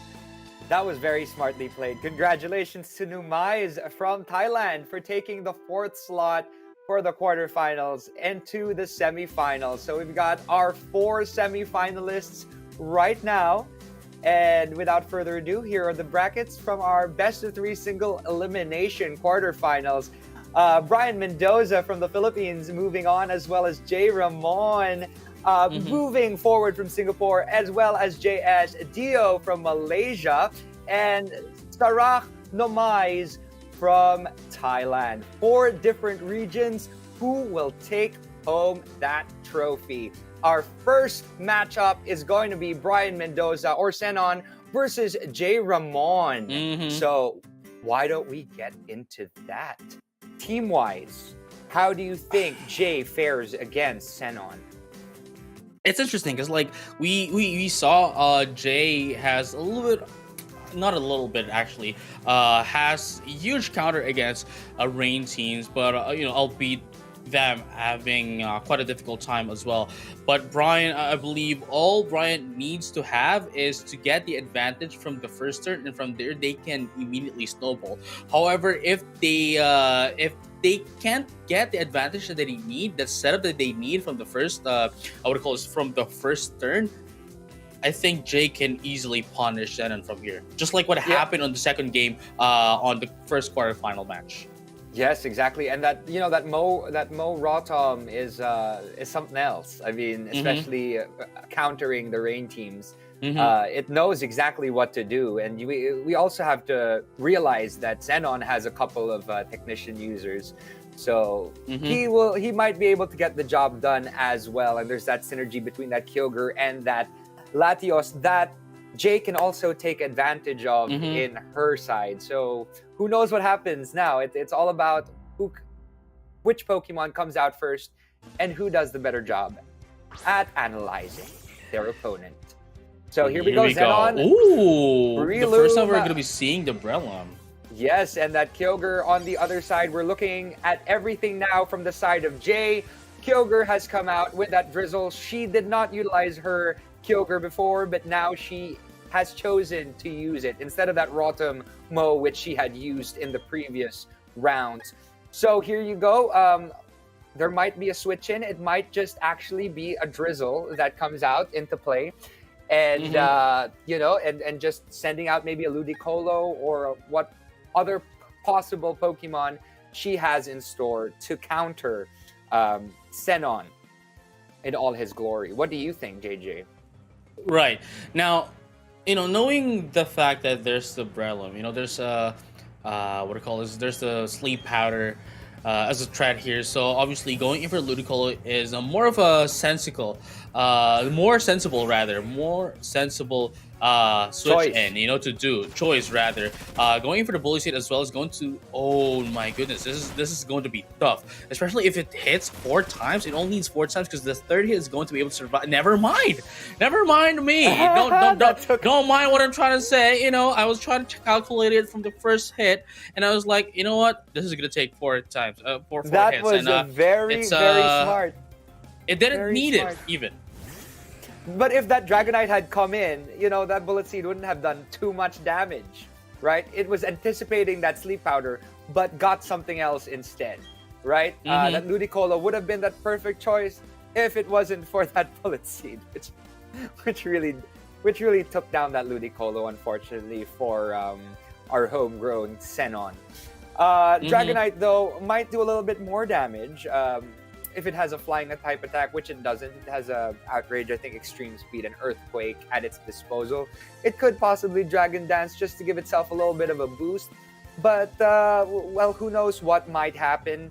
That Breloom is quite strong. That Mm-hmm. Breloom is quite strong. And Sinnoh is really, really, giving Jay a run for her money. Right? Mm-hmm. Yeah, definitely. But obviously, this Realm is on a disadvantage, a type disadvantage against this Dragonite. So we're gonna be seeing the Scissor here. Obviously, this Outrage is not gonna deal a lot of damage against the Scissor. But still, that is still quite a decent amount of damage into that of the Scissor. I'm not sure, however, what Zenon is going to be doing against this Dragonite, especially it's still on its full HP. It still has the multi-scale, so it's still not going to deal a lot of damage against this Dragonite. So that's going to be the second attack, the second the Outrage rather. But it's gonna go in for the Roost, actually. So Scissor's back at full health again with that Dragonite. Still possibly having that one more Outrage to go before that Lumberry gets activated. And it's able to get that in. But we know that Lumberry is going to activate for that confusion to set him right back to where he started versus this Scissor. So he could, jump into a new set of Outrages. Oh. But that Scissor is now able to Swords Get a Dance plus and really two. boost its attack sharply. Gets a +2 in attack. Exactly. So this Dragonite, but the thing is, Dragonite still has its multi-scale up, so that first attack might not be doing as much damage as we had expected from that Scissor with that Swords Dance, right? So who knows? Who knows? What It's gonna be interesting. go. Exactly. Yeah, it's gonna be interesting just because of the fact that we do know for a fact that this Scissor can survive all the hits from Dragonite. Obviously, the Outrage is not a very effective move, but this Earthquake could potentially deal more damage from the Scissor. But even then, Scissor still has Roost and could still recover its health, and from there, could essentially just tank in the damage coming in from the Roost. And let's find out if it would. And now we're gonna be seeing the Earthquake here, gonna be dealing some damage into Scissor, and as I mentioned, it's still going to be able to survive from the hit even after the critical hit. And now going back into the Roost to recover some health, so it could just easily tank out the damage coming in from the Dragonite. Exactly. I don't know. Maybe that Dragon Dance would have been the better option. But let's see here how much Earthquake will be able to do versus the Scissor, who, could be spamming that Roost for the next couple of turns. This Earthquake will do that damage, and that Outrage, at the end of the day, there's no more Lumberry to cover the confusion coverage of that Outrage. So, who knows what could happen? She could actually go for that Dragon Dance. Jay might actually go for that Dragon Dance just for the potential setup, so that the Earthquake will be doing a little bit more damage in the coming turns. But maybe she might switch in another Pokemon. What other Pokemon she has? Just probably got that Kyogre, because that Ludicolo did come down because of Xenon's Breloom's attacks.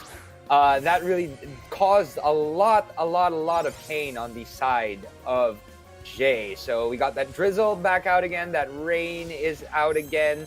Scissor now has roosted to full health and is ready to take on this Kyogre for what it's worth. Will this Kyogre be doing a water type attack or electric type attack? I don't know. Maybe the water type water spout would be the better option, as it is a stab attack. So who knows what will happen next? So what do you think, JJ? Do you think that Scissor will be staying in?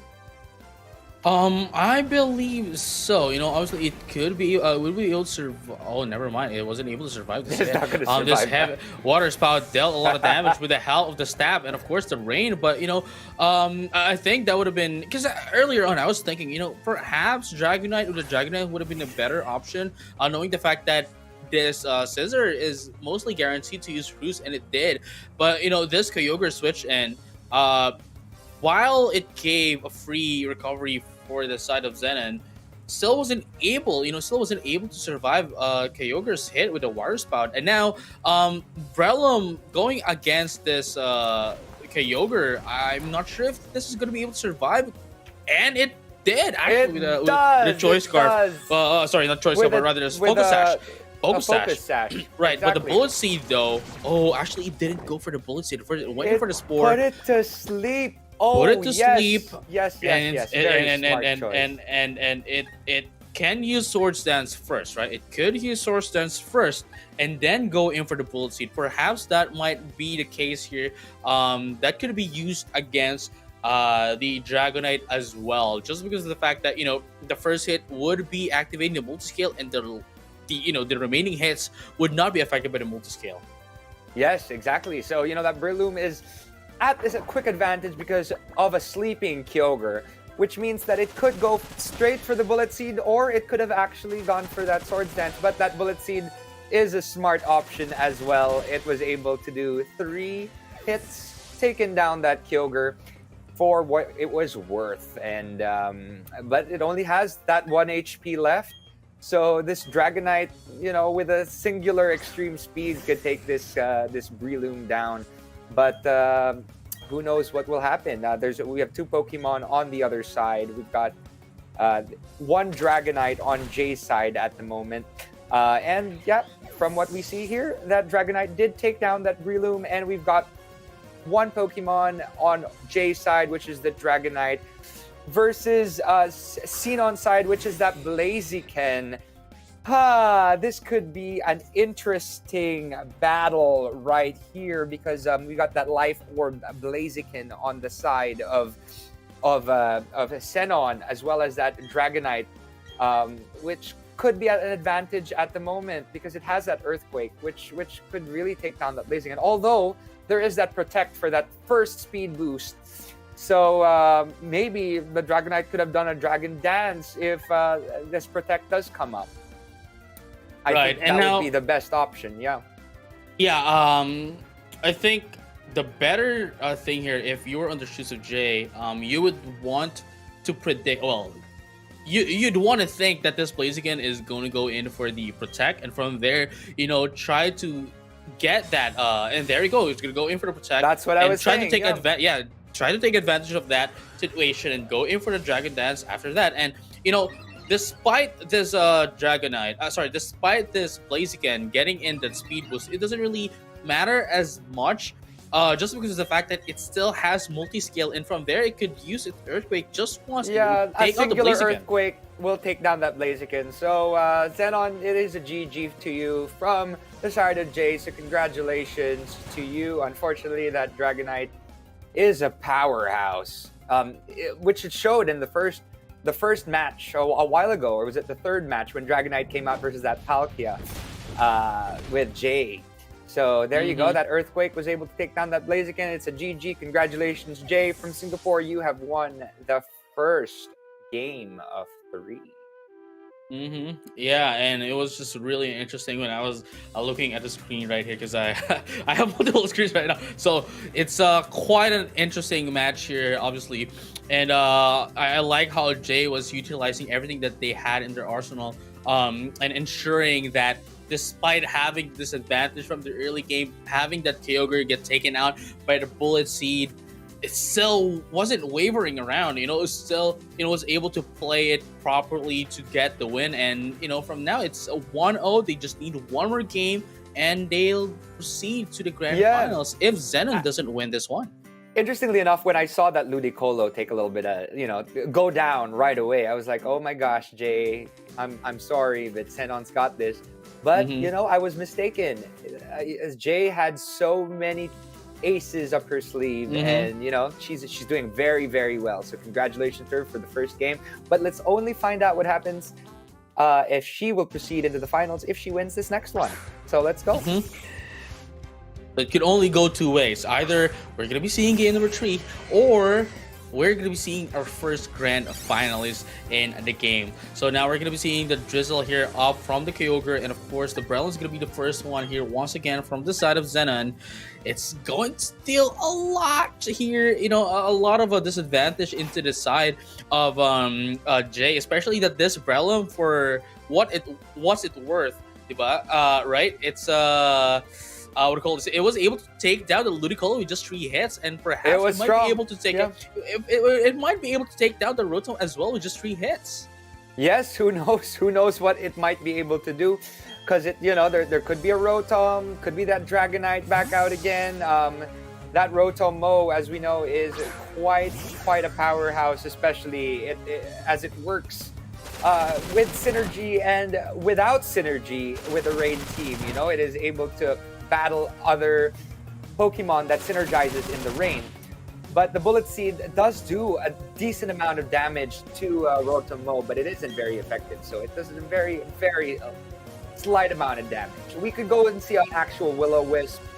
But as we know, Rotom's attacks aren't very super effective against Breloom. It's got Leaf Storm at its disposal, a Volt Switch. It could potentially burn Breloom, which could be a very smart choice. So it could slowly take down that Breloom before it has to go up against a Kyogre, for example. Right, and at the same time, it's also going to be able to cut its attack in half. So that's actually quite a great turn here. But here's the thing, right? But here's the thing, though. Would Breloom be able to take down this Rotom first, or perhaps miss this Will-O-Wisp against this Breloom? So there's still a lot of factors, especially that it's raining right now, but it doesn't matter. It's still going to be able to take the Will-O-Wisp against Breloom. It's going to be able to cut its HP in half. Not going to deal a lot of damage now. It's not hitting at all. Look at that. Oh no! It's not doing a lot. Because of that burn, look how much less damage that Breloom is doing against that Rotom-Mo. And on top of that, that burn will do a decent amount of damage to that Breloom every turn. Every single turn. So will he be switching out? Will Sinnoh be switching out that Breloom? Or will he try to stay in and really just take down that Rotom and just live with what he has? Right? With a burnt Breloom, his attack stat has been compromised. So maybe in a couple of turns he can take down that Rotom-Mo. But will it actually be the right option for Sinnoh? Right. But as we know, that Rotom is stuck. He is stuck. It's the problem with the scarf, right?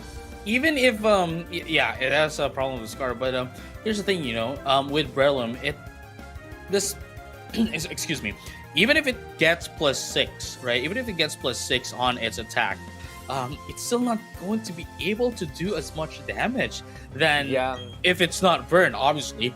But at least getting that +6 is going to have that huge of a damage against this Rotom. And Zeno is just taking advantage of that. Knowing the fact that this is Scarf, he is not going to be able to do anything at all, giving it free turns, to set up. Now here's the thing: even if Jay changes their Pokemon, right? It is still going to give Xenon a free turn off setup, giving the Breloom a +6, +6 boosted attack stat, and from there it could essentially do what it does. Well, except that it's burned. Except that it's burned, but it's still gonna do a good amount of damage, right? A decent amount of damage. If it's up against that Kyogre, or even up against that Dragonite, it's still gonna do a decent amount of damage. Because of those Swords dances, right? So as we see, the Will-O-Wisp just keeps coming on because it is just kind of scared to do anything else.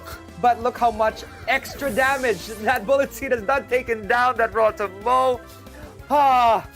With 2 hits. Okay, Rotom has gone down, Rain has stopped, but I think the best option to come out with here would probably be that Dragonite, because with that Kyogre, it might be a little bit scary with the Bullet Seed that is boosted by the Swords Dance to keep taking down that Kyogre. So that Dragonite was the smartest option for Jade to send out. We have that Outrage, that Extreme Speed. It still has its Lumberry intact, so it is still able to utilize that Outrage. And it doesn't have Focus Sash anymore as well. So that is true. Dragonite just is easily take down this Breloom. But I like what Zenon did here. I like what Zenon did here. Going in for the Mach Punch, ensuring that it would at least hit it one time to disable the multi-scale ability. Yes, exactly. Oh, it actually did disable that. So now, whatever happens, if there is an ice attack that hits this Dragonite, it'll come down full show. So we got that Dragonite out on Jay's side. It still has that Kyogre. It took down one of the biggest threats, which is that Breloom.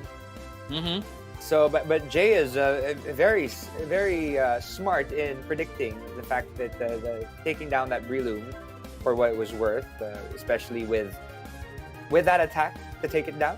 So we're waiting here for what Xenon has in store for us next. The Latios is now coming out. Dragon versus Dragon. Yes.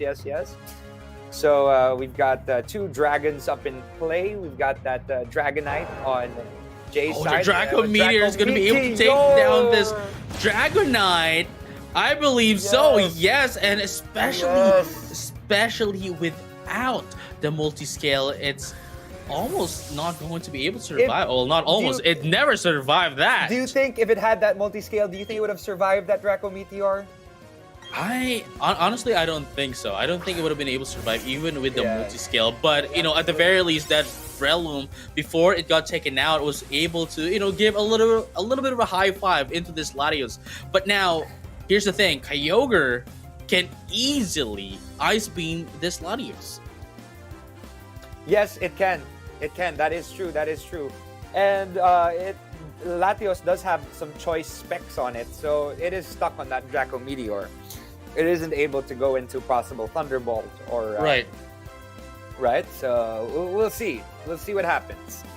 We'll see what happens in the next turn. We've got Kyogre left for Jay, but she's great at pulling from the lower rungs. She when she's about to suffer and she feel like she's about to go down, she knows how to counter that. She's good at that. So now here's the thing, right? Here's the thing. Jay can only choose one more move, and they need to choose carefully, because despite this, Water Spout not being a very effective move, it's going to deal a lot of damage. And now they, instead of going in for the Water Spout, actually went in for the Surf. Now, it's not going to deal a lot of damage against this Dragonite. It's not going to be able to deal a lot of damage against the Latios, and from there they are just stuck.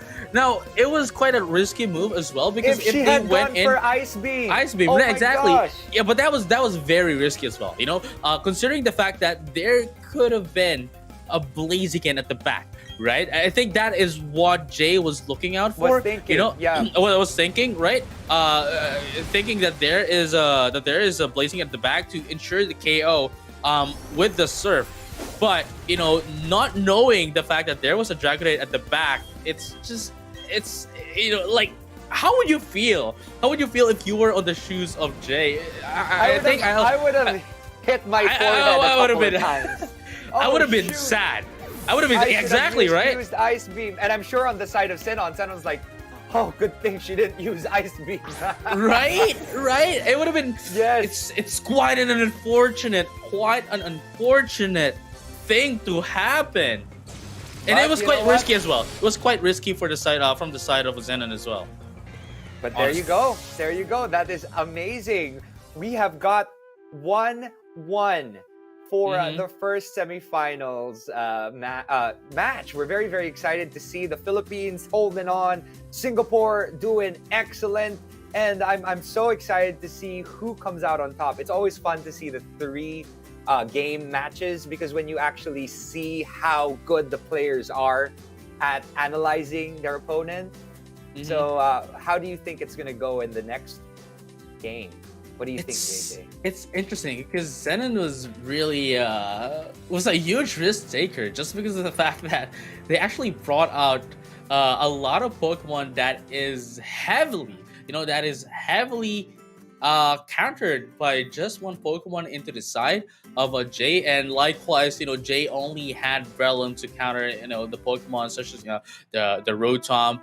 We do have the Ludicolo as well, and the Kyogre as well. It could have been easily taken out. The Dragonite, actually, but from here on out, it's whoever's going to be able to set up the pace at the very start. I think, especially if that Breloom gets set up once again, I think Xenon would win at that phase. But if they won't be able to get a setup with the Breloom, I think, or at least change their Pokemon, change their lineup, perhaps play some mind games here and there.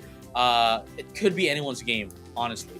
Yeah, and we haven't seen that Clefable yet on Jay's side, so who knows? She might, for this last, semifinals game, she might change it up a lot. So who knows what comes out in this next game?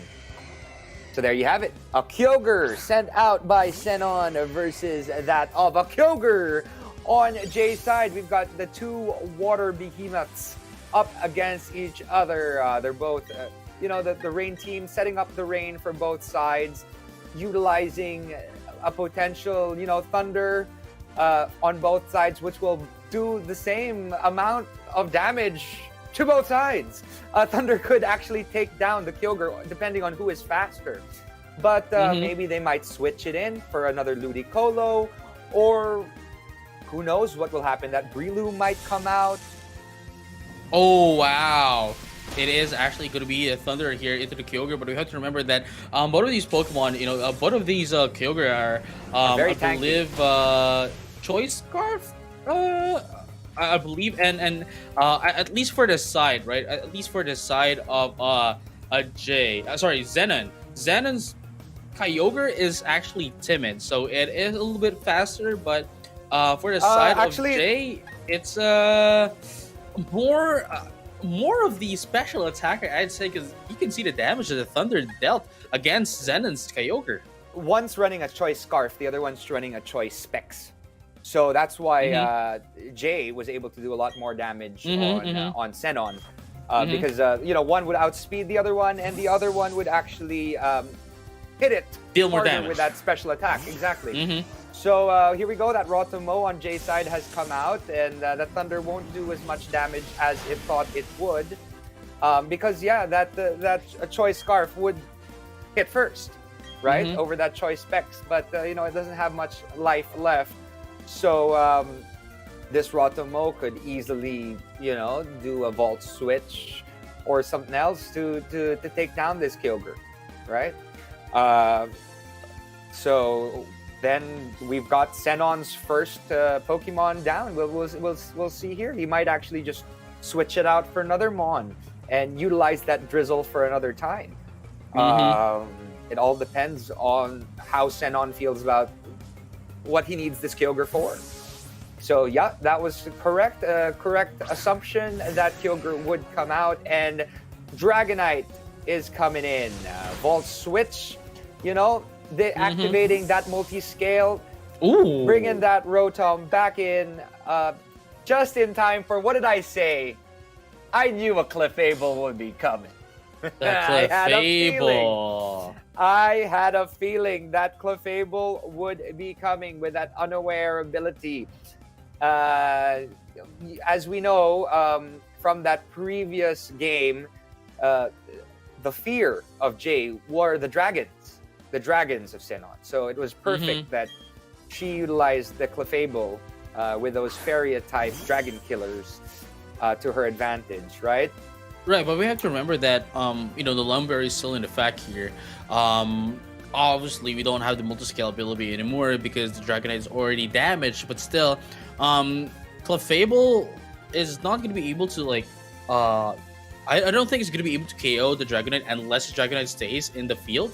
And I don't think Sinnoh would let this Dragonite stay as well in the field, so we're going to be seeing some changes here, the switch-ins here on the side of Sinnoh. Definitely a switch-in. But for the side of Jay, I think they need to be able to take advantage of this as a free turn, to set up their Pokemon. And obviously, this Clefable is going to go in for the Calm Mind.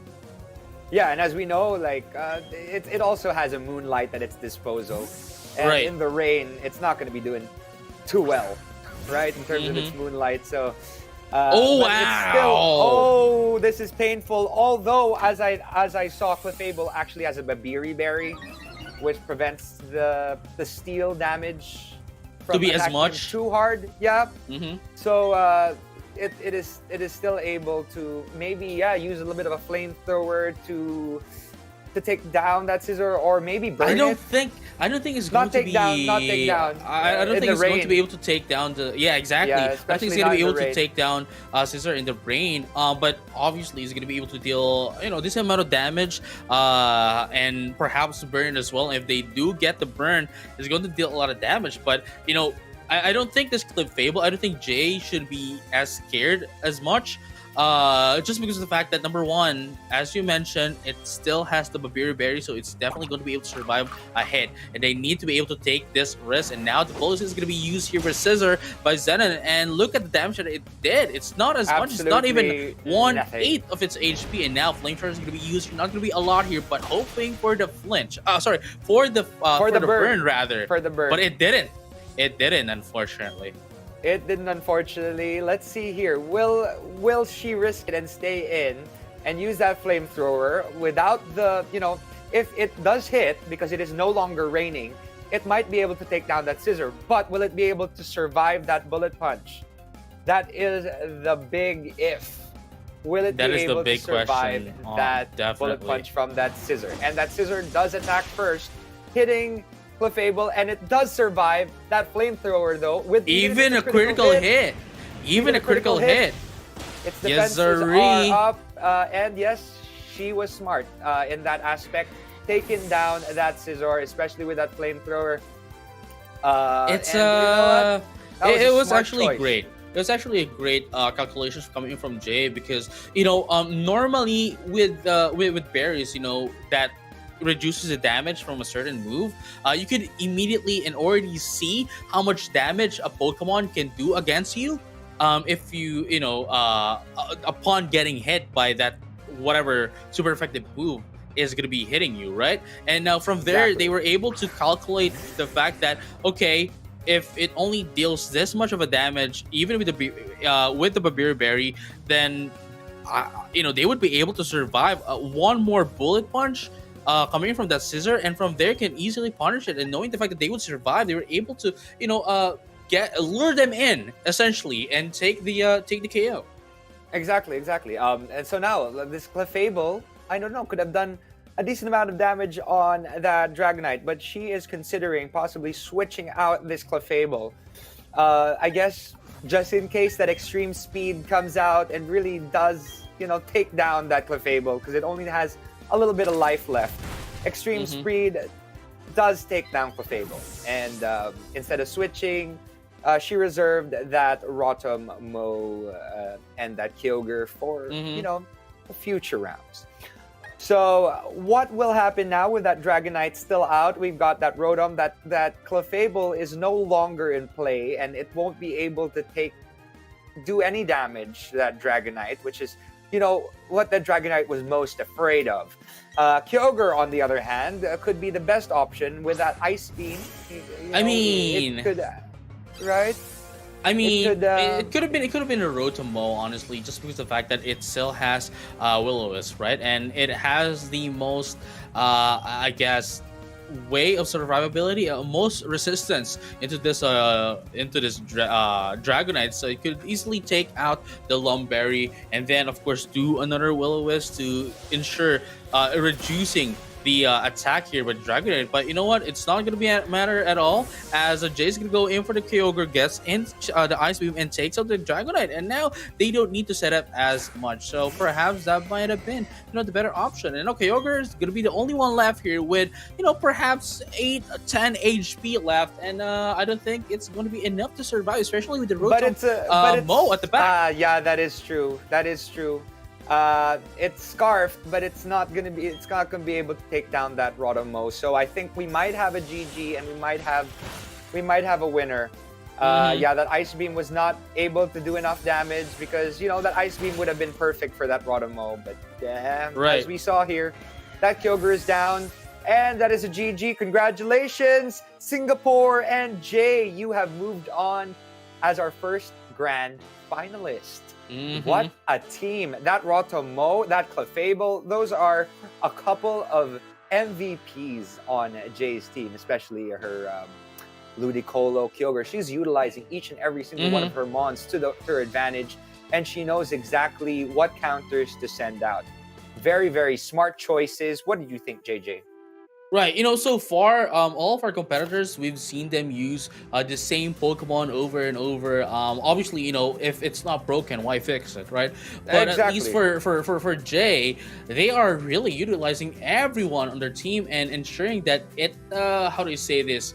They can, provide into the team some form of a support to the other, and from there, they were able to, with the power of friendship, with the power of the Pokemon's friendship, they were able to. Congratulations to you, Jay. We've got, you know what, girl power. Congratulations. You have moved on to the grand finals, Jay. But before we find out who you will be competing against in our grand finals of this very special Sinnoh Festive Tournament, we have to go into the second semifinals. And this is between Thailand and Malaysia. This is the first time we are actually seeing JS Dio. And we're excited to see what he has in store. And Nomais from Thailand has a really, really good set of Pokemon as well in tow. So, you know what? Without further ado, JJ, what do you feel about Nomais going into this particular tournament? As we can see here, JS Dio has done quite well. Top 4 in Malaysia Open 2019, top 8 in Singapore Open 2019, and 22nd place in Oceania International 2020. So JS is actually doing quite well. Let's see how he does against Nomais. No, but here's the thing, right? Like, not that I'm dismissing JS Dio, right? Not that I'm dismissing them, but we have to take note that those achievements are from a different format. Those are VGC doubles. We're playing we're playing singles here, so there's a it's a huge change of how do you say this? It's a huge change of territories. Knowing the fact that it's a different format, right? So we might be able to see them get in. Perhaps Nomais winning this one, but it's if they were able to get in here in the regional finals, then it only means that they're something of a threat as well, despite having the different format. And it's a nostalgic set, right? It's something different. It's something from yesteryears. So it's exciting to see what this grand champion from the VGC tournaments has in store for our Thailand Nomais. He's got a good set from what I saw. He's got Lugia, he's got a Heatran, which we haven't seen, and we've been seeing Rotom Mo this entire time. But we should never discount that Rotom wash, especially in any rain team that comes into play. Although he isn't really playing a rain team because he has a perhaps that is used only as a counter pick for rain teams. It is a counter for rain teams, exactly. So we'll see what happens there, and he has that Clefable as well. So here we go. Let us check this out. We've got on the side of Void, he's got that Heatran out, and on the side of Nomais, we're watching actually from the side of Nomais, we've got that Azelf, who, as we know from the previous match, is a reflect/light screen setter. So he is putting up those screens to protect his entire team.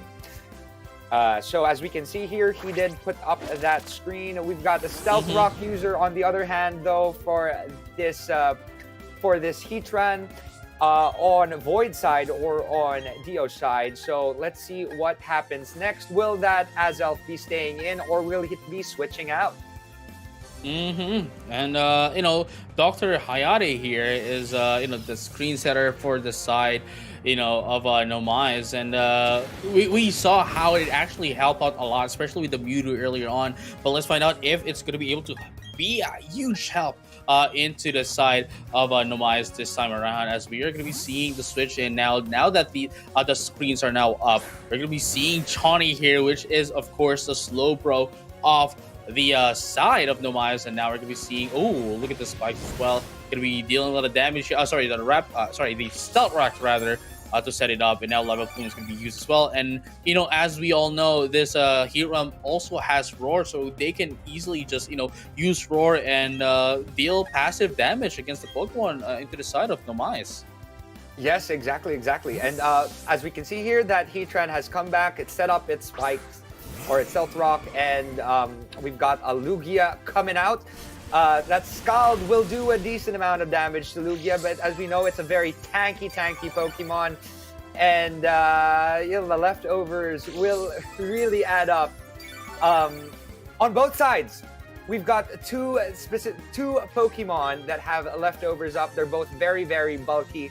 We've got a little bit of stalling coming in from both sides. As we can see here, that Shawnee or that Slowbro has a potential Ice Beam that could do a bit of damage to that Lugia. But before that, maybe a little bit of setup. Maybe setting up a little bit before starting to chip down at that Lugia. So this is gonna be a bit long. What do you think, JJ? This is gonna be a long stall out between these two very tanky Mons.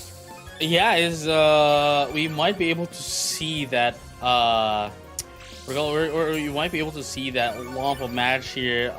All of these Pokemon just recovering itself, and until we can see these Pokemon get taken out, it's well, we're gonna be here for a long run. We will be here for a while because, as we can see here, they're both Calm Mind users as well. So they really are boosting their defenses and special defenses and special attacks, just so that they can slowly chip down at each other. The substitute has faded. Lugia does have the substitute on his side, so it will be taking a little bit more to take down that Lugia. Although we have this Slowbro, eventually, if it has to regenerate itself, it'll just have to go back in and come back out with HP, extra HP in store. So that Lugia decided, it's time to stop this stall match. Let's send out this Clefable. Because now this Clefable is completely unaware of any stat boost at all, which was quite a smart option on that side. Let's see what happens with this Clefable. That unaware Clefable on Dio's side. Ooh, decided paralysis. To paralyze this Slowbro, which will slow it down even further. It's already a slow Pokemon, but it's burnt. It has burnt. But that it had a Lumberry, so it was able to heal its burn. Fortunately enough for that Clefable, although as we know, it is a special attacker, so really not much effect. A Moonlight will, there are a lot of healers in this team. These are a couple of awesome stall teams up against each other, which will be lasting a couple of minutes. And that Reflect has come down. Yeah, the light screen. Yeah, the light screen and the Reflect are now down as well into the side of Nomai. So we might be able to see some damage here from the side of Clefable. Well, this is the first time that we're going to be seeing Jace Dio as well, Void, in our, today even, in the match. So this, everything has been a surprise so far, knowing the fact that, this Clefable is a different build than that of the Clefable that we saw earlier. Now we're going to be seeing the Calm Mind once again to get more setups, and even then, even if they can take out, deal some damage into this Clefable, they can easily just use Moonlight and restore the, HP. HP, exactly, and it's able to really save up with that Calm Mind, really boost its special attack and special defense, and really just be there. In the long run, as we know how stall teams really are. They stall just for one. Stall each other. Stall until the end, right? Let's just stall each other until the end. And Clefable's burnt, no more Lumberry. And the Slowbro is doing its job. It really is. Even if it's paralyzed, it is still able to, to do what it needs to do. But because the Reflect is down, because the light screen is down, it might want to send out that Dr. Hayate again to take its lead, because we know that we need that Reflect as well as that light screen, maybe to set up for that Mewtwo that could possibly come out later. or maybe we're gonna send out that Mewtwo right away. And we're gonna be seeing the Mewtwo overboot is now coming in, and now here we go. Let's find out if overboot here the Mewtwo is gonna be able to set itself up. But even then, like this Calm Mind is already up. I believe this is the third time, if my count is correct, if my eyes are not deceiving me. This is the third Calm Mind right now. So this Clefable is really, really chunky right now. Yes, it's really tanky, especially versus the special attack of this Mewtwo. Even if you are... Oh, wait, no! Like Side Strike! I forgot! Oh, yeah, it does Yeah, attack Side Strike! Physical. It attacks for the physical, right? So there you go. It's a very smart move. Smart choice with that Side Strike. It's a special attack, but it attacks the physical side of Clefable. So it did do a lot of damage, which was not necessarily anticipated by Void. So let's see here. I mean, initially you would have expected that Calm Mind to really have tanked that Clefable up, but that burn will really, really do its job with Clefable. In a couple of turns, the burn will really take it down. So maybe Mewtwo could take advantage of that by boosting with the nasty plot, but it is paralyzed at the moment. So that Clefable is boosted now with that Calm Mind. It could just do one hit and Mewtwo could go down for the kicks. So they're not just stalling. They're not just stall teams, they are stalling. that Clefable went back. Lugia is back up on the field. We've got two Psychic Beasts up. That Side Strike will do a little bit of damage to that Lugia. Not too much, it's not very effective against that Lugia. We've got that stalling Lugia on the other side. But that paralyzed Mewtwo is not... it's not in the best position. Unfortunately, in a very... not so good position at the moment. And he's got two Pokemon that are paralyzed now. He's got Chani and Overboot, or his Mewtwo and his Slowbro, which are both paralyzed. And as you can see, that Dr. Hayate really is the one that heals. He's the healer. He's the one who puts up those barriers to protect his team. But that Slowbro has come back out again, and we're back in the same position as a while ago. We've got a little bit of a stall war between these two... these two very bulky Pokemon. We've got the stalling Calm Pokemon as well. It's going to take a while, really, for this match to come back to finish. Yeah, we're gonna wait this match out as they start to really chip down at each other slowly.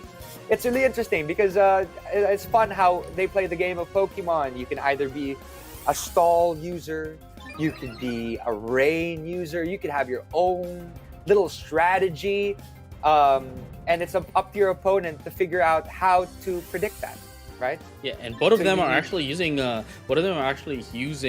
Calm Mind as well. So we're here in the long run.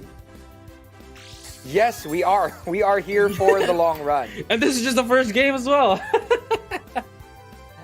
Yes. It is the first game, but you know what? I think that after this, they might stick to the stalling because it's.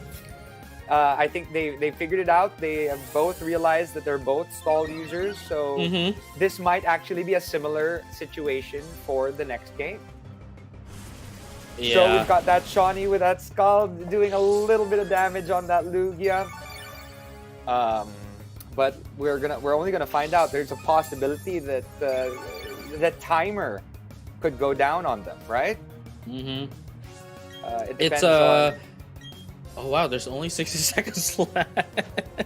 See, there's only 60 seconds left, and it's all about who has the most damage at the end of all of this. And but the game is going to the game is going to automatically dictate which one has the higher HP count on all total. So we'll find out who's going to be winning this one up.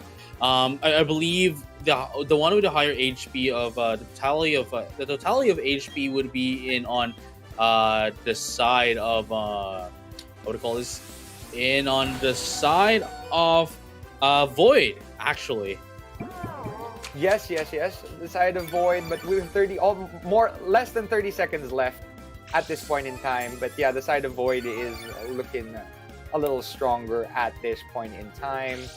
It knew how to stall the right way. There are the right ways of stalling, especially when it comes to, waiting the time out, right? So they're just boosting with a calm mind. Boosting with a calm mind. This is actually interesting with Void here, just because of the fact that knowing the fact that this Slowbro won't be able to deal as much damage against Lugia, they're just taking advantage of that to set up, and from there, the moment that this Slowbro can be taken out, they can easily sweep the entire team here from the side of Numayas. Exactly. So as we see here, I wonder what will happen at the end. We've got, Lugia is pretty much at its full boost with all its calm minds that it's been using, while Slowbro is doing the same exact thing. They're just boosting their special attacks and special defenses as we go along. The leftovers are there to keep them healthy. But this is a fun one.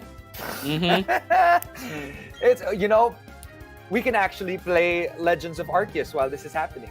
Yeah, we can definitely play Legends of Arceus. Perhaps we might be able to finish our Pokédex in Legends of Arceus, and we'll get back to it. Yeah. We'll get back and it's still here. And I can jump onto my Pokemon Go account and play a little bit of that too. And perhaps and we come back, and Lugia will still have a full life. Right, a full HP, and from here on out, I think with this, what's happening, I think we could still play a little bit of a Pokemon Unite as well, to jump into that, Exactly. Get back. Or, you know what? While you're at it, catch the highlight show to check out what's been happening. There's how many episodes now again? How many episodes now again? We've got I think there's 6 now, and then there's a 7 coming out very, very soon. And it's interesting because we covered BDSP, we covered Legends of Arceus, TCG, Unite, Go. As you can see, Slowbro, you thought he was going down, but no, not. Slack off. She's not. Slack off. She is slacking off. It's they're just gonna be taking each other's turns to see how many times they've boosted their minds. They're boosting their calm minds. But for some reason, Slowbro is not because of the paralysis. It's still able to do its attack, so it's quite lucky. Despite the paralysis, right? And despite the paralysis, yeah. But here's the thing, right?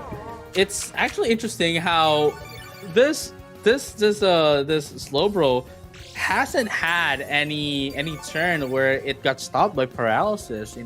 It's the only thing that's actually stopping it is that it has half its speed, but other than that, it hasn't had any slack off be not used. Yeah. See, look at that again, another one. He's been really lucky. If we're talking about the Slowbro, the slow gal. My goodness. You wanna hop on and Pokemon Go? Yeah, you know what? I'm going to be raiding now. I'm gonna be trying to see if I can find a Lugia to use as a stall team member of my next team. My goodness. While we're at it, you know what? We can actually have a nice conversation while this is all happening. They actually went out. This is exciting. Okay.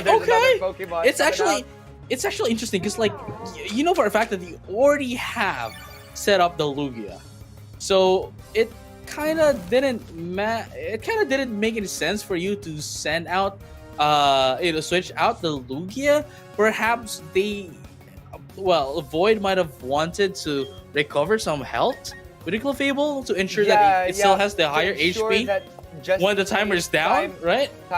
Timer goes down. That Yeah, he has yeah. enough health, so that Moonlight would probably help out a lot. Although Slowbro is, unless the paralysis stops him from using Scald, which it didn't. So that burnt wow. Clefable is. It was a gamble. It was a gamble, a strategic gamble, just in case the timer goes down.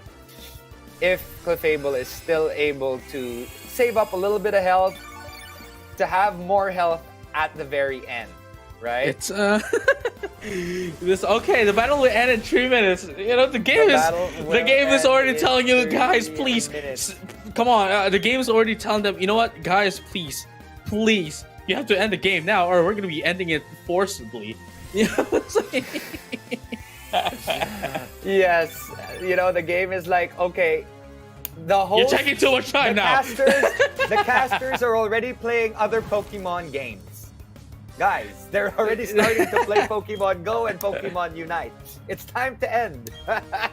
All right, but you know, obviously, we just get a timer notice from the game, and we're gonna be seeing the end after 3 games. Obviously, this lack of this Slowbro is not gonna be going anywhere, as both of these teams, actually, both of these players doesn't have as much of a damaging Pokemon, right, against the other. That it just so happens that it's both of these players gunning in for the stall team is, well, this is what we're going to get.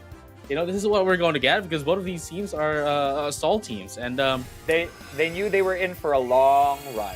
They knew they're in for a long run, definitely. A long run, yes. So fortunately, they knew exactly what was coming, because now they're probably going to do the exact same strategy on game 2. Game. Which is actually Smart. It's actually quite interesting because if you think about it, right, these are the only teams that are stall based teams, right? These are the only teams that are stall based team. Now, if they go against the others, then the others would have a hard time if they allow any of these 2 players to set up. Other than that, or wait, no, Jay actually after this one, right? If Jay going against Jay, it's they're going to have a hard time against this, knowing the fact that Jay's team doesn't really have much of a damage going against all teams. If you think about it. Exactly. So it's gonna be interesting to see what happens. But they're trying to have as much HP as possible once the battle ends in 36 seconds. Yeah. So, you know, instead of chipping down at each other's damage, they're trying to gain more recover their health. HP. Exactly. So it's just gonna be the battle of the stallers. Yeah, but there's also the special defense down into the side of the Slowbro with the help of the Moonblast. But that's going to be the final move of this game number 1. So together, let's find out who's going to be the winner. I wonder who it is. I know that Mewtwo took a lot of damage. So right. Let's see. Let's find out who has won. Oh, there we go. Void wins. Void Void has won. Void. But that was very smart of Void to put out that Clefable because he knew that Clefable had lost a lot of damage and was burned. So Clefable needed to regain. They were able to acknowledge the fact that Moonlight. it's a stall game. Yeah, so they knew exactly what was happening. So congratulations to Void for taking on that first stall game. Let's see if the second game is also a stall game. So let's just make the hosts, just speed into the next game so that we know if it's a stall game because we know that's gonna be quite long. So without further ado, here we go. Oh, Heatran is gonna be coming out now, and we do see the Breloom as well. Heatran is on a type disadvantage against this Breloom, and this is the interesting Breloom that we have been talking about earlier on as well. Behind the scenes, right? That this Breloom is not actually running Technician, but rather running in Poison Heal. Now has a Toxic Burp as well. Which is an interesting choice. Yes, that was quickly burnt on the side of that Serene Grace Blissey that was supposed to be doing the exact same thing to that Heatran. I guess the best option now would be to actually Thunder Wave that Heatran to really paralyze it.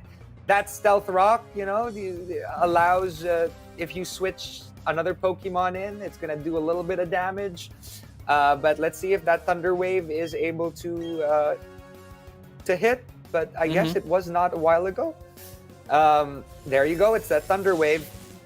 That Thunder Wave to paralyze that Heatran, so that any other move, it makes it 50% physical attack less, but it's not really a physical attacker. So we sent out that Breloom, and it's automatically poisoned with that Toxic Orb, Poison Heal. Now, now Dio understands now that that Breloom is a Poison Healer. Poison Heal ability, yes, Pokemon. Substitute, just in case a nice fire attack would have hit it hard. Lava Plume will do damage, but it will just take down that substitute. And that substitute did fade, meaning that Breloom is still able to heal because of the Poison Heal, which is quite smart. On a certain extent, it is a slight version of his own version of stalling, right? That Heatran is now withdrawn because if a fighting attack had come into contact with it, it would have done a lot of damage. And here we go. We're back with that Lugia. One Arrow Blast, and this Jetto is just go down. Yeah. I agree with that, but at the same time, it's just a substitute gonna be taken out, and they can essentially just use Spore against Lugia, get the Leech Seed as well. Oh well, it's still a stall Pokemon at the end of the day, But Lugia is going to go in for its own substitute. Oh wow! Yes, so we've got two substitute users. We've got two Pokemon on their substitutes at the moment, and you know what? I have a feeling this is going to be another stall. Yeah, it's definitely going to be one here. But they're going to be changed. Okay, we're going to be seeing a repeat of the history with the Slowbro going against a Lugia again. Yeah. It's a funny story. You know what? It's one of those things where you really, really are rooting for both players, but you're like, oh my gosh, please do more damage, Pokemon. Because they're stalling, right? So they're really like trying to run the timer at the end of the day, right? So as we had predicted, we've got two stall teams in play right here. We got that Slowbro out with that substituted Lugia, who is using that Calm Mind again, like the previous game, to really boost its special attack and special defense. And in that substitute, Slowbro will need to find a way to hit it hard enough to take down that substitute, but we're just going to be seeing the same thing as we saw in the last game. We're going to see these guys just,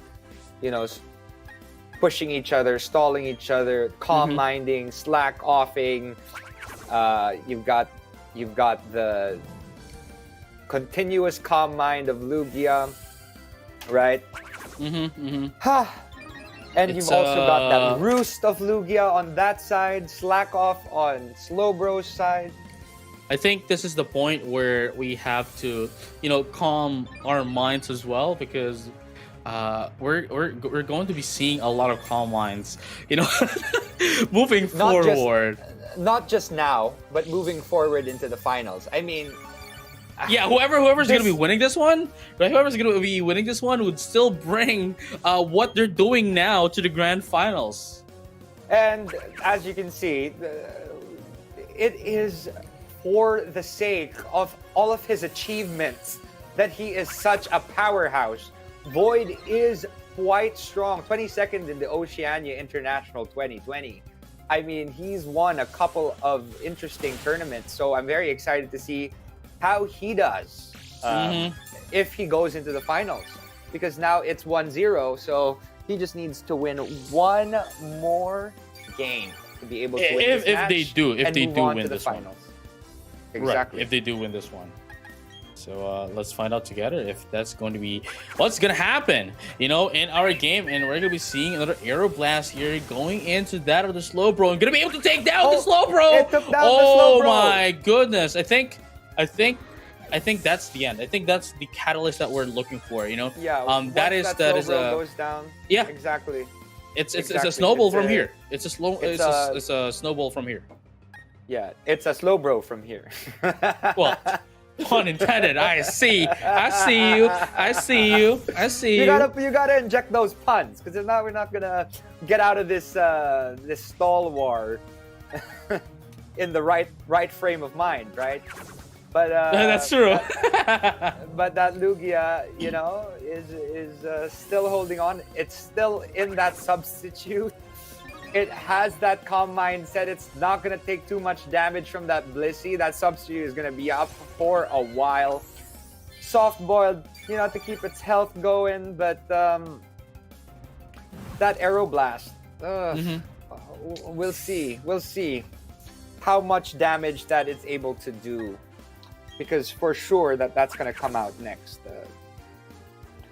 Calm Mind, no. Not yet. We've got another Calm Mind. He really is pushing it. He really has the ability to stall. I have the time to stall, and I have the time to boost my stats, so I will boost my stats. Now, here's the thing, with that kind of boosted stat, even with a super effective move, I don't think this substitute is going to be taken out just because of that, exactly. With the boosted special defense, right? All the Calm Minds is not going to allow this Blissey to take down this substitute. And now from here on out, this Lugia can just attack. Yeah. He can just attack. Yeah, this Lugia can just literally take down. See, the substitute even after taking two ice beams. Two ice beams, exactly. Right? It's still intact. Like it doesn't do too much damage. So I have a feeling that Void has got this under his belt. Just one more Aero Blast and that Blissey is gonna come down. And yes, then, well, it's still substituted up, so yeah, that's what we're talking about, right? Like the moment that the Slowbro has been out, right, has been taken out, it's gonna be a snowball here from the side of Void, and that's what we're seeing right now. And this is a definite GG with that that Aero Blast. This 4 times damage on this Breloom. Really, I think Nomai said, "Yup, that's done. it." We're not gonna prolong this, and let's not prolong this. we're gonna take the fate, right yeah. Here. So Fate. Congratulations to Void. This time, you didn't actually run down the time. You took him down. Good job, JSDO or Void. You really pulled out that Dark Void without using Darkrai. Definitely. Yes, And yes. yeah, it's just really interesting to see someone who is a veteran VGC player go into singles and still dominate. And they are now in on our grand finals along with Jay.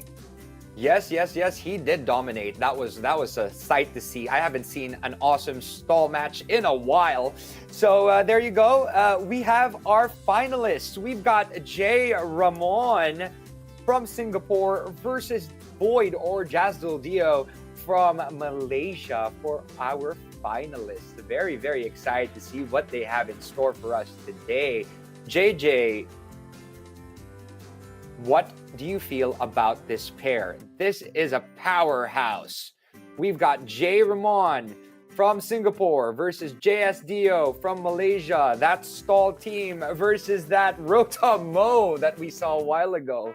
That was a lot of fun to watch, right, JJ?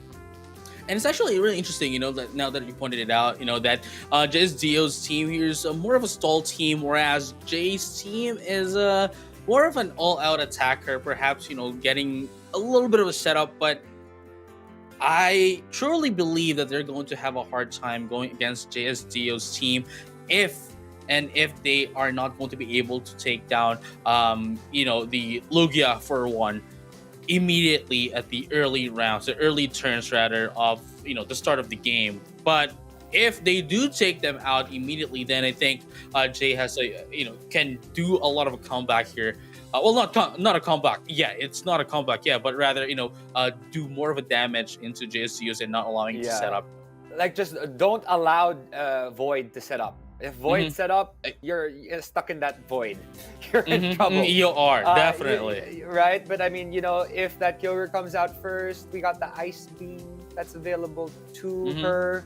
We also have that infamous or famous Rotom Mo that could do a little bit of initial damage. So let's see what happens. Who knows what Pokemon they're going to throw in first. But I have a feeling that Lugia is here to stay. Right, and let's find out together which one is going to be sent out. And this is going to be the Rotom Wash, the first time that we're going to be seeing it today. And now the Rotom Mo actually is going to be used in as well. This is the Grand Finals, the first game of the Grand Finals. Let's have a champion time. Yes. It's got to be a Rotom versus a Rotom. Rotom Wash versus Rotom Mo. Who will be in the higher position at the moment? I guess because of its grass typing, that water typing of the Rotom Wash will be influenced and hurt much more. But it depends on what they start or what they want to choose from. Are they going to start off with a trick? Are they going to start off with a possible Volt Switch? Who knows what will happen? We just, we're going to find out what. There's just the Rotom Dex that isn't on the field at the moment. We've got all the Rotoms at our disposal. Basically, the appliance store. The appliance store is exactly is what we have right now. The Grand Finals department store. And there you go. As what did I tell you? That Lugia is there to stay. Here to stay.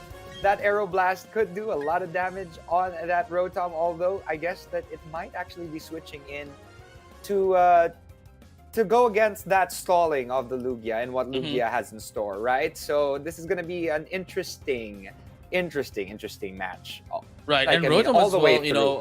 Rotom's Leaf Storm actually missed that Lugia as well. Perhaps they might have been able to predict that switch in and probably could have used the Volt Switch as well to deal an ample amount of damage against this Lugia. But we're gonna be seeing Fable and the Lugia once again. This has been a little bit of how do I say this, a little bit of history repeating itself, as to how this Clefable is just going to be stalling, in the place of the Slowbro, stalling out the Lugia. So, but I mean, we're gonna be here for a long run again.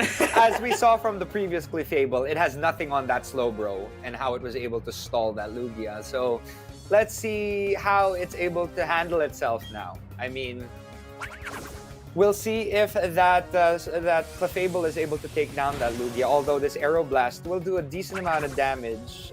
Despite the Calm Minds that the Clefable will be using, I think Aeroblast will still be able to do a good amount of damage to that Clefable.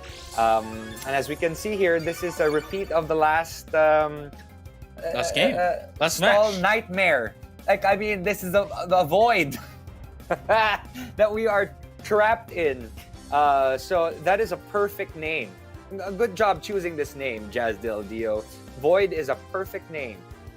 And definitely, the game of the play of the game here is to bring them into the palm of their hands. Playing into the void of Void.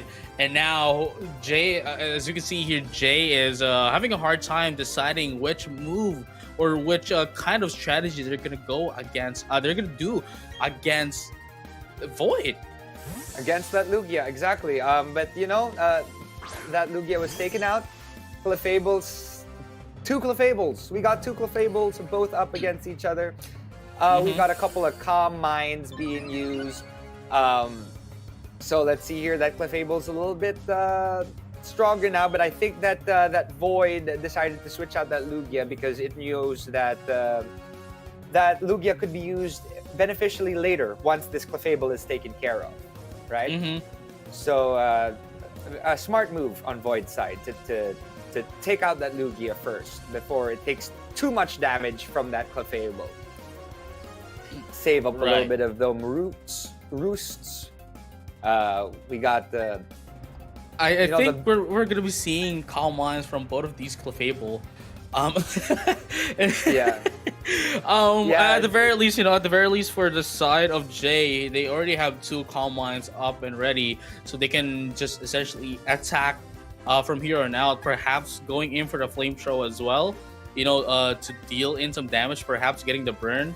But Moonblast is not a bad choice as well.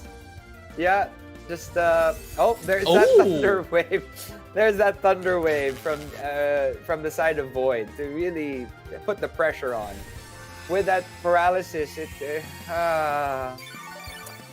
will slow down the Clefable on Jay's side considerably. Mm-hmm. So there's 60 seconds left. This is looking to be another stall match. Mm-hmm. So guys, girls, everything in between, grab your popcorn. You're in for a ride.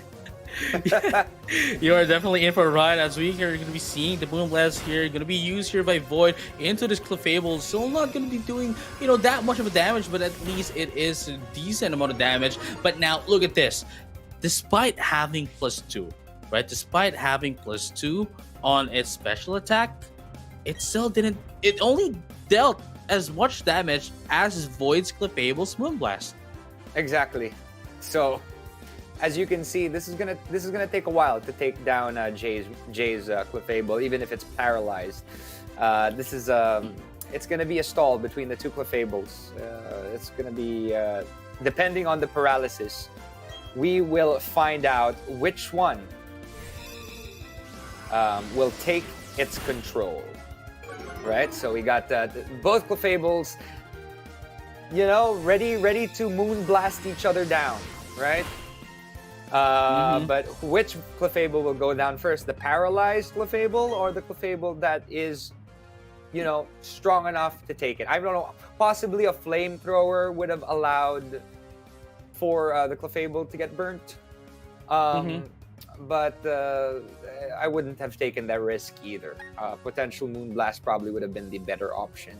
But now that Clefable is paralyzed, when it's up against that Lugia later, it's gonna be a little bit of a disadvantage. Right. And also at the same time, I think it's kind of risky bringing out this Dragonite. If they are going to be choosing a Dragonite, right? Because it's obviously the Clefable might be able to take it down immediately, but we're going to be seeing the Rotom-Mow coming out once again into the side of Jay, and going to be tanking in the damage here. But Clefable, never mind, actually gets a free turn of healing with the Moonlight. Yeah, it was able to heal itself, but it's also boosted with its Calm Minds. But that Rotom is back out again. The MVP of Jay, I think it was used in most of the previous games. And now they essentially drew the what do you call this? Essentially threw the Calm Minds away, just like that, and we have to start over from scratch once again.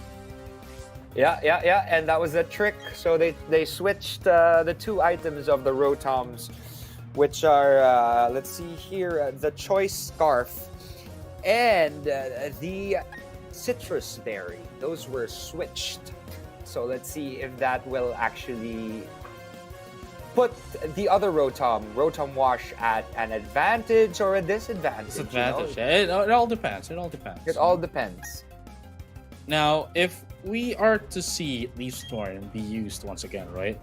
Oh wow, actually used another switch. And we're gonna be seeing the Lugia again. I'd like to believe. And this is something that Jay wasn't able to see once again, because this is what happened earlier, right? At the start of the game. They used Leaf Storm, where of course Void switched into this Lugia. Oh wow. Okay, we got the leftovers. Switch in with the citrus berry, and now obviously they weren't able to see that happening again. So, well, it would have been a huge chance, right? It would have been a huge chance for Jay to deal a lot of damage against Lugia, but they're gonna be playing their cards in a little unorthodox way. Yes, exactly. So we'll see here what that Rotom Wash, well, sorry, that Rotom Mow can do versus Lugia. We got a couple of Vault Switches that could actually come out because it is no longer stuck to using one specific move. That Choice Scarf was moved over to Rotom Wash. But from that Vault Switch, it'll do a decent... Not too even. much because of the multi-scale. Yep, It didn't do too yep. much damage. So Oh, let's, wow. I don't know, maybe put out another multi-scale user or or maybe send out that Dragonite. I don't know. I do not know what will happen now. Dun, dun, Right. dun. But you know what? Let's find out together as they're going to be able to bring out this Clefable, obviously still paralyzed. And it's not going to be able to do as much here. Obviously, this Lugia is looking to go in for a substitute. Oh, never mind. Actually, immediately attacks, and despite knowing that it's not going to be able to take it down, and of course the Clefable is going to be able to make use of a Moonlight to recover itself, and from here on out, Well- we're just going to be back into the square one, where again Lugia with a substitute, and then Calm Mind, and then Calm Mind, and then Calm Mind, and then Roost, and then Calm Mind, and then Calm Mind, Calm Mind, Moonlight, and then Calm Mind. Aeroblast. Moonlight, Calm Mind, Moonblast, Calm Mind, Aeroblast, Calm Mind. Right?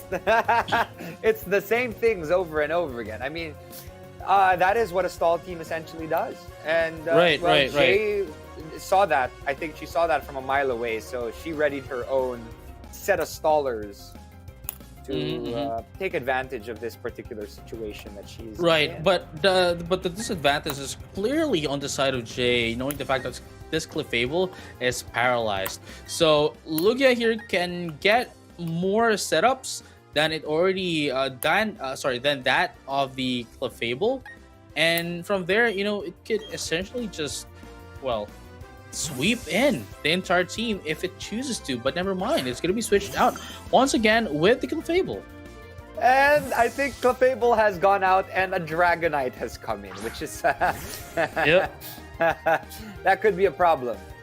That could be a problem on the side of Jay. So let's see here. I mean, with that paralyzed Clefable, it really could be a problem. At the end of the day, it's the battle of the stallers. So if they're able to really take down that Clefable, then Void can actually start sweeping. And we do know for a fact that this Clefable is just going to it's a huge threat against this Dragonite, and just going to set itself up. And I think they are essentially 90% guaranteeing that they're going to be switching the Dragonite, giving them a free turn of a setup. Yeah, this is a free Calm Mind setup on the side of Void. Basically saying, come hither.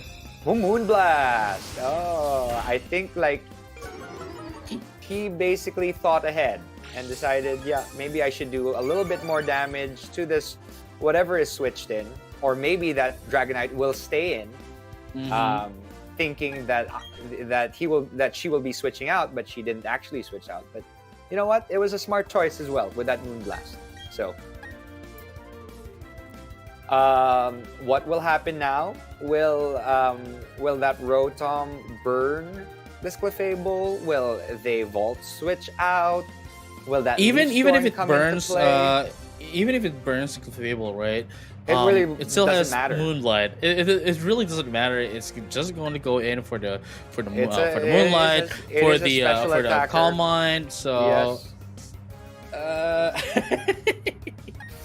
it's funny. It's funny. It's a really funny grand final that we have right now. It's a situation that we put ourselves into.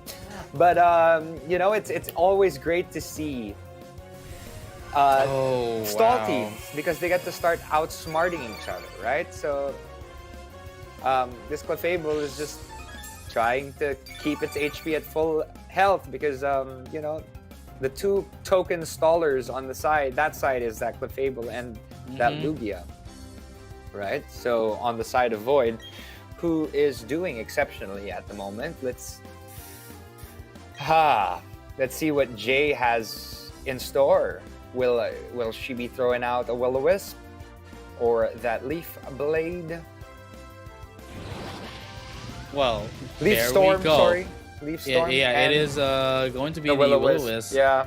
Of course, going to be able to take down, going to be able to get some damage into that of the Clefairy, but we never, well, you didn't see that coming. They never saw that coming, that there's the Lumberry to remove the status into this Clefable. So now they would have to risk it all once again to get in the Will-O-Wisp, knowing the fact that it doesn't have 100% guarantee of hitting the other Pokemon, allowing this Clefable to set up with the Calm Mind. Exactly. So there was that Calm Mind that is out in the open. I mean, whatever happens, that Will-O-Wisp won't affect Clefable's attacking capabilities. Clefable is a special attacker. So, yeah, it's burned, but you know what? It'll still be able to do Moonblast with that Calm Mind boost. Look at that damage. Just one Calm Mind was enough for it to deal a lot of damage. Exactly. You know, even if you know, if this Clefable, right? If this Clefable from the side of Void would be able to do at least 2 or 3 more, right? 2 or 3 more Calm Minds, I think that would be it. Honestly, I think that would be it. And look at the damage that this Leaf Storm is going to be able to deal. It's not as much as you would like it to do, but then Moonblast is going to be able to finally take down this Rotom-Mow from the side of Jay. Exactly. Oh wow. Oh wow, that Clefable is still holding still. Even if it's burnt, it's still there, and that Dragonite will not do very well versus that Clefable.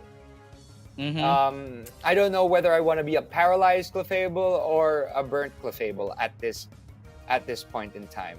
You know, if I were to be asked though, I would rather be a burnt Clefable, just because of the fact that I still can guarantee that I'll be, you know, doing my moves, right? That's number one, and number two, I can always heal myself in Moonlight. However, for the side of the Clefable that is paralyzed, there is a chance that you might not be able to do anything because you are, well, as I mentioned, paralyzed, and you are going to be the slower one, so you won't be able to, you know, set up as much. But right now, we're going to be seeing the Moonlight here being used here by Void to recover some health, as I just mentioned, and we might not be able to see the Moonblast. Never mind, we're going to be able to see the Moonblast is going to be able to bypass the paralysis from, you know, not allowing it to attack. Yes, but you know what? That burnt Clefable is still holding strong, but the battle will end in 3 minutes, as we saw from, you know, that previous match a while ago, the previous game, you know, with Thailand a while ago, where the battle did end because time ended. That is the purpose of the stall team in all essences. And at this point in time, Jay already has 1 Pokemon down, so it's looking good on the side of Void. Right, and that's 2. That's 2 Pokemon down. Clefable is still strong, and that Lugia is still there. That scary Lugia. I will not look at Lugia the same way. And now we've got a Clefable versus a Dragonite, but a multi-scale Dragonite. So, I'll give it 2 turns. Yeah. It's I'll give it 2 turns.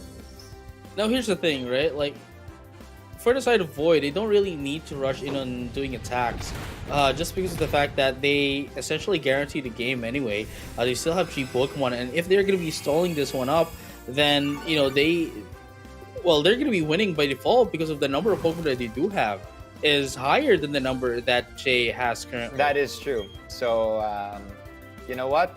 I think we already have a game. I mean, the first game will go to Void unless something happens within the next 2 minutes. like immediately for no reason Earthquake's going to one hit KO this Clefable? I don't think so. Critical, I don't know, maybe a critical earthquake. I don't think the No critical. idea. I don't think critical earthquake would be able to take down this Clefable, especially not with this kind of HP. You know what? If this Clefable was possibly paralyzed, no, Oh, no wow. chance. See, at this point on, Void is just stalling it out, despite guaranteeing the win on game number 1. But yeah, that's pretty much it. Even if this Dragonite could take down this Clefable, there's still 2 more Pokemon into the side of Void. That whatever happens here, they're just winning this one, unless of course they surrender, which I don't think is going to be happening. Yeah, I don't think anyone's surrendering, but I have a feeling I know what's gonna happen in the next 20 seconds. Yes, so that Clefable is holding strong, and it just keeps moonlighting, while that Dragonite keeps trying to Earthquake it down. But I doubt it's gonna have the same effect. Yeah, that's it. That's pretty much it. 1-0, and that is a GG. Congratulations to Void for taking that first game. And that's it. The battle is over. Oh wow! You lost to Void. It is it. That's I've- 1-0. I've seen that before. You've lost to Void. You really have lost to Void, because that happened for the first game a while ago, right? The last semifinal round, right? So very, very excited to see what he has in store. It is a stall, and it is a very, very, very, very smart stall. The Lugia, that Clefable, taking turns, really getting their opponent so tired that if that opponent makes one small error, like what happened last time with that Slowbro, when they make one small error with their stall team, They're taking advantage of it. yeah, that master Void, who is a master of stall teams, will really take you down. Right, and you know what? I think we are all ready as well to, potentially see the grand champion of our entire tournament. Perhaps we might be able to see a game number 3, but for now, let's find out together, as this could potentially be the last one. Let's have a champion time. For the first one, we're going to be seeing the Latios and the Kyogre fight off each other as the starters of both of these players. Yes, we've got Latios and a Kyogre. So, I mean, we saw Battle of the Rotoms a while ago. Now we've got that Drizzle. We started off with that Rain. That we have seen a couple of Rain teams today, and we know that Jay uses her Rain team correctly. So let's see what it can do. Potential Ice Beam could hit that Latios quite strong. Interestingly enough, Void has decided to take on a different side of things. Instead of going for that stall, he is going for a little bit of an attack. I mean, coming all the way from left field. Let's see if it will be able to do a good amount of damage. That Thunder with that boost of the Rain will do a lot of damage to that Kyogre. Kyogre hanging on for dear life, although that Ice Beam does do enough damage to take on that Latios. That Latios is down. That Latios was taken down quick, but it was able to do enough damage on that Kyogre. It has a very, very small amount of HP left, but let's see if this Lugia can handle that. Right, and here we go. Obviously, that Latios actually almost taking out this Kyogre. That Latios actually earlier on has choice specs as well, and it's a timid. Timid Pokemon obviously is going to be a faster Pokemon and with choice spec, but unfortunately still wasn't enough, to take down this Kyogre. Perhaps a low damage roll there, but here comes the Aeroblast, going to be able to finally take down this Kyogre once again. We are looking at a pretty different kind of pace of a game, knowing the fact that earlier on, right, it's definitely quicker. It's earlier on, it was really slow of a game, but this time, they are essentially just punishing the errors of each other, and from there on out, giving us quite a fast match. But it's quite smart. It's quite smart what Void did. Interestingly enough, he started off with stall teams, and if you think a stall team is coming next, guess what? He has other strategies for you. And both Latios and Kyogre are both down now. Jay has 30 seconds to choose between two Pokemon. I think it's let's see here, a Scissor that has come out into play. That Scissor versus that Lugia, which is very, very tanky. Could be a problem. And the Lugia doesn't have a lot of that Lugia doesn't really have any super effective moves against the Scissor. It doesn't. Think about it. It doesn't at all. And but the thing is, Lugia is quite tanky. So that is true. If the Scizor actually Swords dances itself a little bit more, it could be strong enough to do a decent amount of damage with a Bullet Punch or a U-turn on that Lugia. But I wouldn't use a U-turn after the Swords dance. Possibly a Bullet Punch would do a good amount of damage on that Lugia. Although, who knows what'll happen? An Aeroblast is still quite strong. It'll still do a lot of damage on that Scissor, even if it is a neutral damage. Wow, actually goes in for the U-turn instead, but we're gonna be seeing the Aeroblast here dealing, a decent amount of damage against a Scissor, and now it's gonna go back with a U-turn. Obviously, we're gonna be seeing this Rotom, and for what's it's worth, right? It's if Scissor actually was able to use was the faster Pokemon, this Rotom would go nowhere, especially with that Aeroblast. Exactly. So we got this Rotom, obviously with that Volt Switch, but that leftovers on that Lugia. It's trying to get back that multi-scale. Let's see here. You could burn that Lugia to prevent it from going back up to that multi-scale. But what it could do, it could possibly get that Lugia to give up its leftovers so that it doesn't heal as quickly as it does, and Rotom could take advantage of that as well. And I think Void knew that was going to happen, so yeah, it switched in with that Clefable, and we know those two Mons are terrifying. So it took that Lumberry, which was smart. I think it knew that trick was going to come. So switching into that Clefable was very, very smart on Void's side. Let's see what happens here. Will there be... Will Rotom burn Clefable? Or will he switch out again? It's actually interesting, knowing that, right? Rotom tricking its Scarf into that Clefable essentially disables it from doing anything. It could only either use an attacking move or just only heal itself up, or perhaps just use Calm Lines. But either way, it's stuck to just one move. It's actually pretty smart of Jay to do that. It is smart of Jay to do that. But that Lugia is still around. It was smart of Jay to do that, but for Void, he was quite smart into switching and having his MVP Lugia still maintain those leftovers. Now the rain has finally stopped. We don't have Kyogre anymore, but I mean, who benefits from that? That Rotom benefits from that, and it's no longer around. So let's see what happens. Scissor has that Bullet Punch, and obviously that Bullet Punch will do a lot of damage on that Clefable. Although I think that Clefable might be swapping out into that Lugia right now. Yep. So with that especially said, that I think, especially that it's stock to Moonblast, right? I think it would have been a better option to just go in for the Source Plants, knowing the fact that you're going to be able to survive anyway, and from there on out, you could either just use the Bullet Punch after the fact that you took the Moonblast, and from there, since you're going to be using Bullet Punch, you're going to get a priority anyway. But and even if they do switch out, right? True. Even if That they is do true. switch out, you're still going to be dealing, some damage, some sort of damage against the Lugia.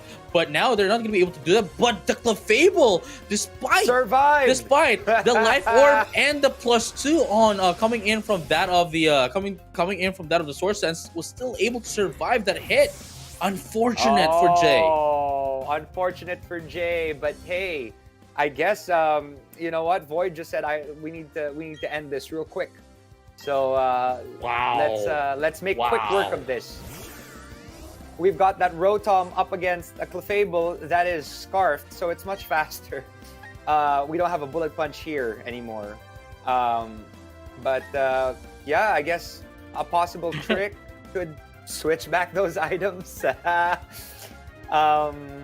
But oh wow, that's it's a predicament. that's hard. That's hard to take in. You know, knowing the fact that you already have +2, you have Life Orb, and the Clefable is still able to survive that. This Clefable, I'd have to say, is the MVP of the game here, because otherwise, you know, Jay would have been able to win this one up, even with Exactly. the Lugia up. Exactly. That was a very, very smart choice from Void's side. Especially changing his entire, well, not necessarily his entire strategy, because he still maintains that Lugia, still maintains that Clefable for, you know, the tanky nature of what they have. But, you know, leading in with that Latios really changed you know, the entire outcome of the game, as opposed to it just being a full-on stall performance. They added a little bit of spice, and let's see what happens here. Although I think it might be a GG. It might be over before it's started. Really well. Right, and no. the Volt Switch isn't going to be able to do a lot of damage into that Lugia anyway. But let's find out though. Obviously, we're going to be seeing this. I don't think we're going to be seeing the substitute, is what I mean. Sorry. I don't think we're going to be seeing the substitute. Perhaps we're going to be seeing some setups here from the side of the Lugia. And from there, you use Aeroblast to just immediately take down this Rotom. But obviously, we're going to be seeing that Rotom going to be using that Ball Switch. Still not a lot of damage, as I just mentioned, despite it being a super effective hit. And now it's just going to recover itself back up. And now it has the multi-scale once again. It does. So now this Volt Switch is just going to do much smaller damage than it did a while ago. And Lugia will Calm Mind, boost itself a little bit. And, you know, with one Aeroblast, we've most likely got a little bit of a GG going on right there, even if it isn't super effective. Right. So, I know the Volt Switch is going to be used once again, obviously, because it is scarfed. But the thing is, here, Lugia can just go in for the Aeroblast. Doesn't even need to set up as much anymore, because number one, it has leftovers anyway. It does have the +1 on special attack, so and Rotom won't be able to do anything at all aside from using Volt Switch, so it could just attack. But you know, Void wants to really guarantee the win here, like guarantee 100% shutdown. Right, shut down this Rotom. He wanted to make sure that no crits come in, nothing happens that will, you know, devoid him from his championship. Because now he has taken a grand champion position in the Sinnoh Festive Tournament. Congratulations, JSDO, or our very own Void, the Clefable Lugia Staller from Malaysia. My goodness, quite a match that it was quite a long match, you know, that we got to see coming in from Void. But it's really interesting how they were able to, you know, just switch in from a different format, now actually conquering a much different format once again. So it's quite fascinating to see Void wins this one up. Exactly. So congratulations again to JSDO or Void from Malaysia. And we are very, very excited, because in a little bit we're going to be able to have a little conversation with our grand champion, and I'm so excited to ask him a couple of questions. I am a fan. That was such a well-played set of games. Very, very smart choices, especially, you know, he came in a little later because he wasn't in the quarterfinals. He went straight into the semis. Semifinal match, yeah.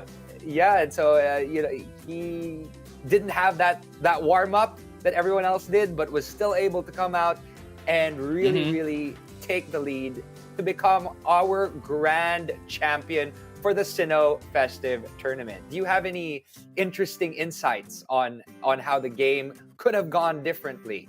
Not just this one, but the first one as well.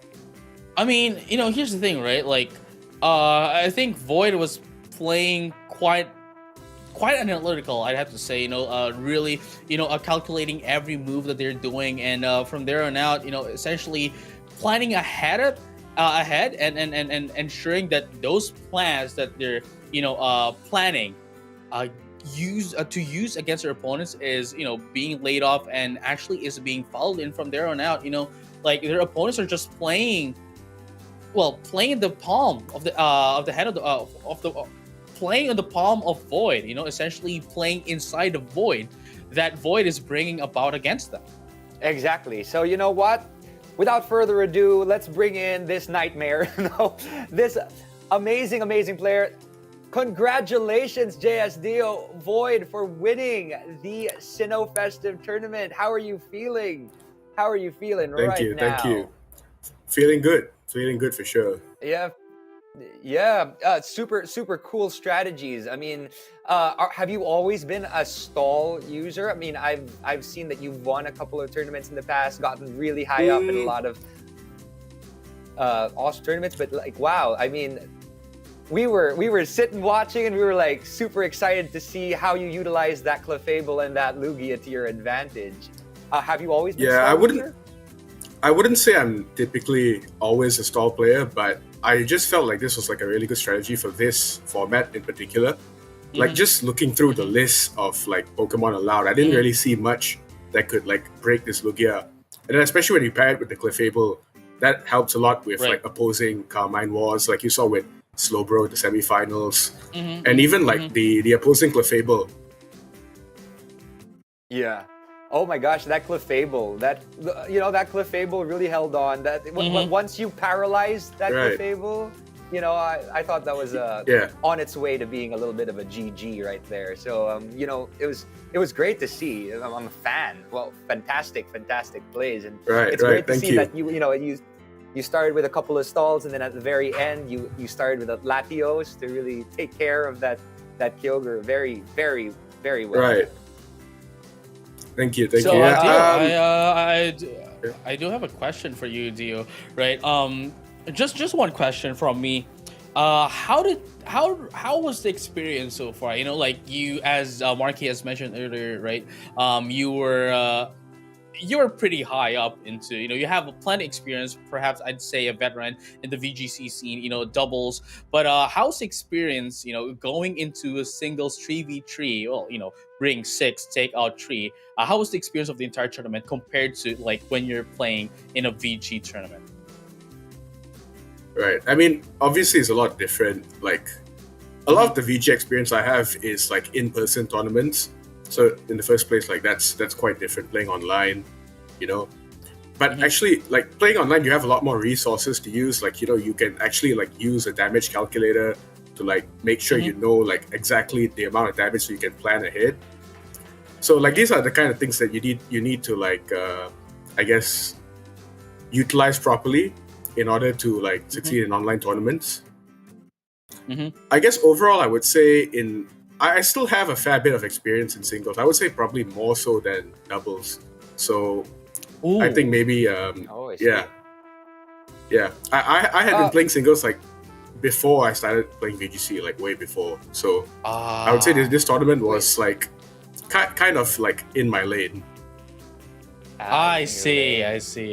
So speaking of different styles, do you prefer playing VGC? I mean, you said that it is your lane. Singles is your lane. But if you had a preference in terms of your favorite Pokemon, I'm sure you have a lot of Pokemon that you use interchangeably in some of these VGC tournaments. What is your preference? As in my preference in terms of Pokemon or in terms of format? Yeah. Okay. Format. It's tough to say. Because I would say, first of all, I like both. I think there's like a lot of interchangeable skills you can learn from both. And like for me, playing both makes you overall a better Pokemon player. Because at the end of the day, it's the same game, whether it's singles or doubles. So, but if I have to pick, personally, I do prefer singles because that's just like what I started with. Like I started playing probably competitively in like when Diamond and Pearl came out, so that was like more than 10 years ago. Oh wow! Oh Mhm. wow! So It's yeah, it's full circle. It's full circle because you Yeah. started playing then, Yeah, pretty and now much. you actually won Brilliant Diamond and Shining Pearl Sinnoh Festive Tournament. So congratulations to you. And with that, Yeah. before we end this, sorry we don't have too much time, but do you want to say thank you to anyone? Maybe people who helped you out in the creation of your team. Some shout outs, yeah. Shout Right. outs. Yeah. Okay. So for the formation of the team, like, okay, the Lugia was an idea of a friend of mine, Evito. So shout out to him. The rest of the team was formulated by myself. So, but I will shout out also my friend Archit for trading me a lot of the Pokemon on my team, because I'm Awesome. busy. I have I have a full-time job and everything. So A day job. it's pretty tough Right, to right, like right. to grind up all the Pokemon, right? So to have friends who can help you with these things is really helpful. Yes. Oh, amazing. Thank you so much for joining us, JSDO. Thank you, and more power to you in the future. You already have so many awesome tournaments under your belt, Achievements. and more to come. More to come with these achievements. Thank you. Yeah, And congratulations. I'll definitely be at I'll definitely be at London Worlds if that is carries on. So I'll see some of you guys there for Yeah, sure. let's cross our fingers for that. Let's cross our fingers for that. Right. And hopefully, hopefully the world starts to heal itself and we can start traveling again, Yeah. right? And start to experience For sure. the joys of meeting people face to face. So again, congratulations again, JSDO or Void, the Yeah, Dark thank you. Void. Thank you very much. And Thank you. I love your chair. Your new chair is gonna come in the mail soon. It's gonna Oh be yeah, that's another so question. Yeah. Thank you for reminding me. Can we ask which chair are you going to be choosing? Whether it's going to be the Pikachu or is it going to be the Charizard? Before we let you off the hook. Pikachu is cute, but like when I looked at the designs, I was like, it has to be the Charizard chair. Understandable. Yeah, Right. I would have chosen the same too. But yes, congratulations again, JSDO. Enjoy your chair. I know you also got a copy of the game and an awesome new Switch. So enjoy those and see you very soon in the Thank next you. tournament. Congratulations, our Yeah. Sinnoh Festive See you. Tournament champion, JSDO from Malaysia.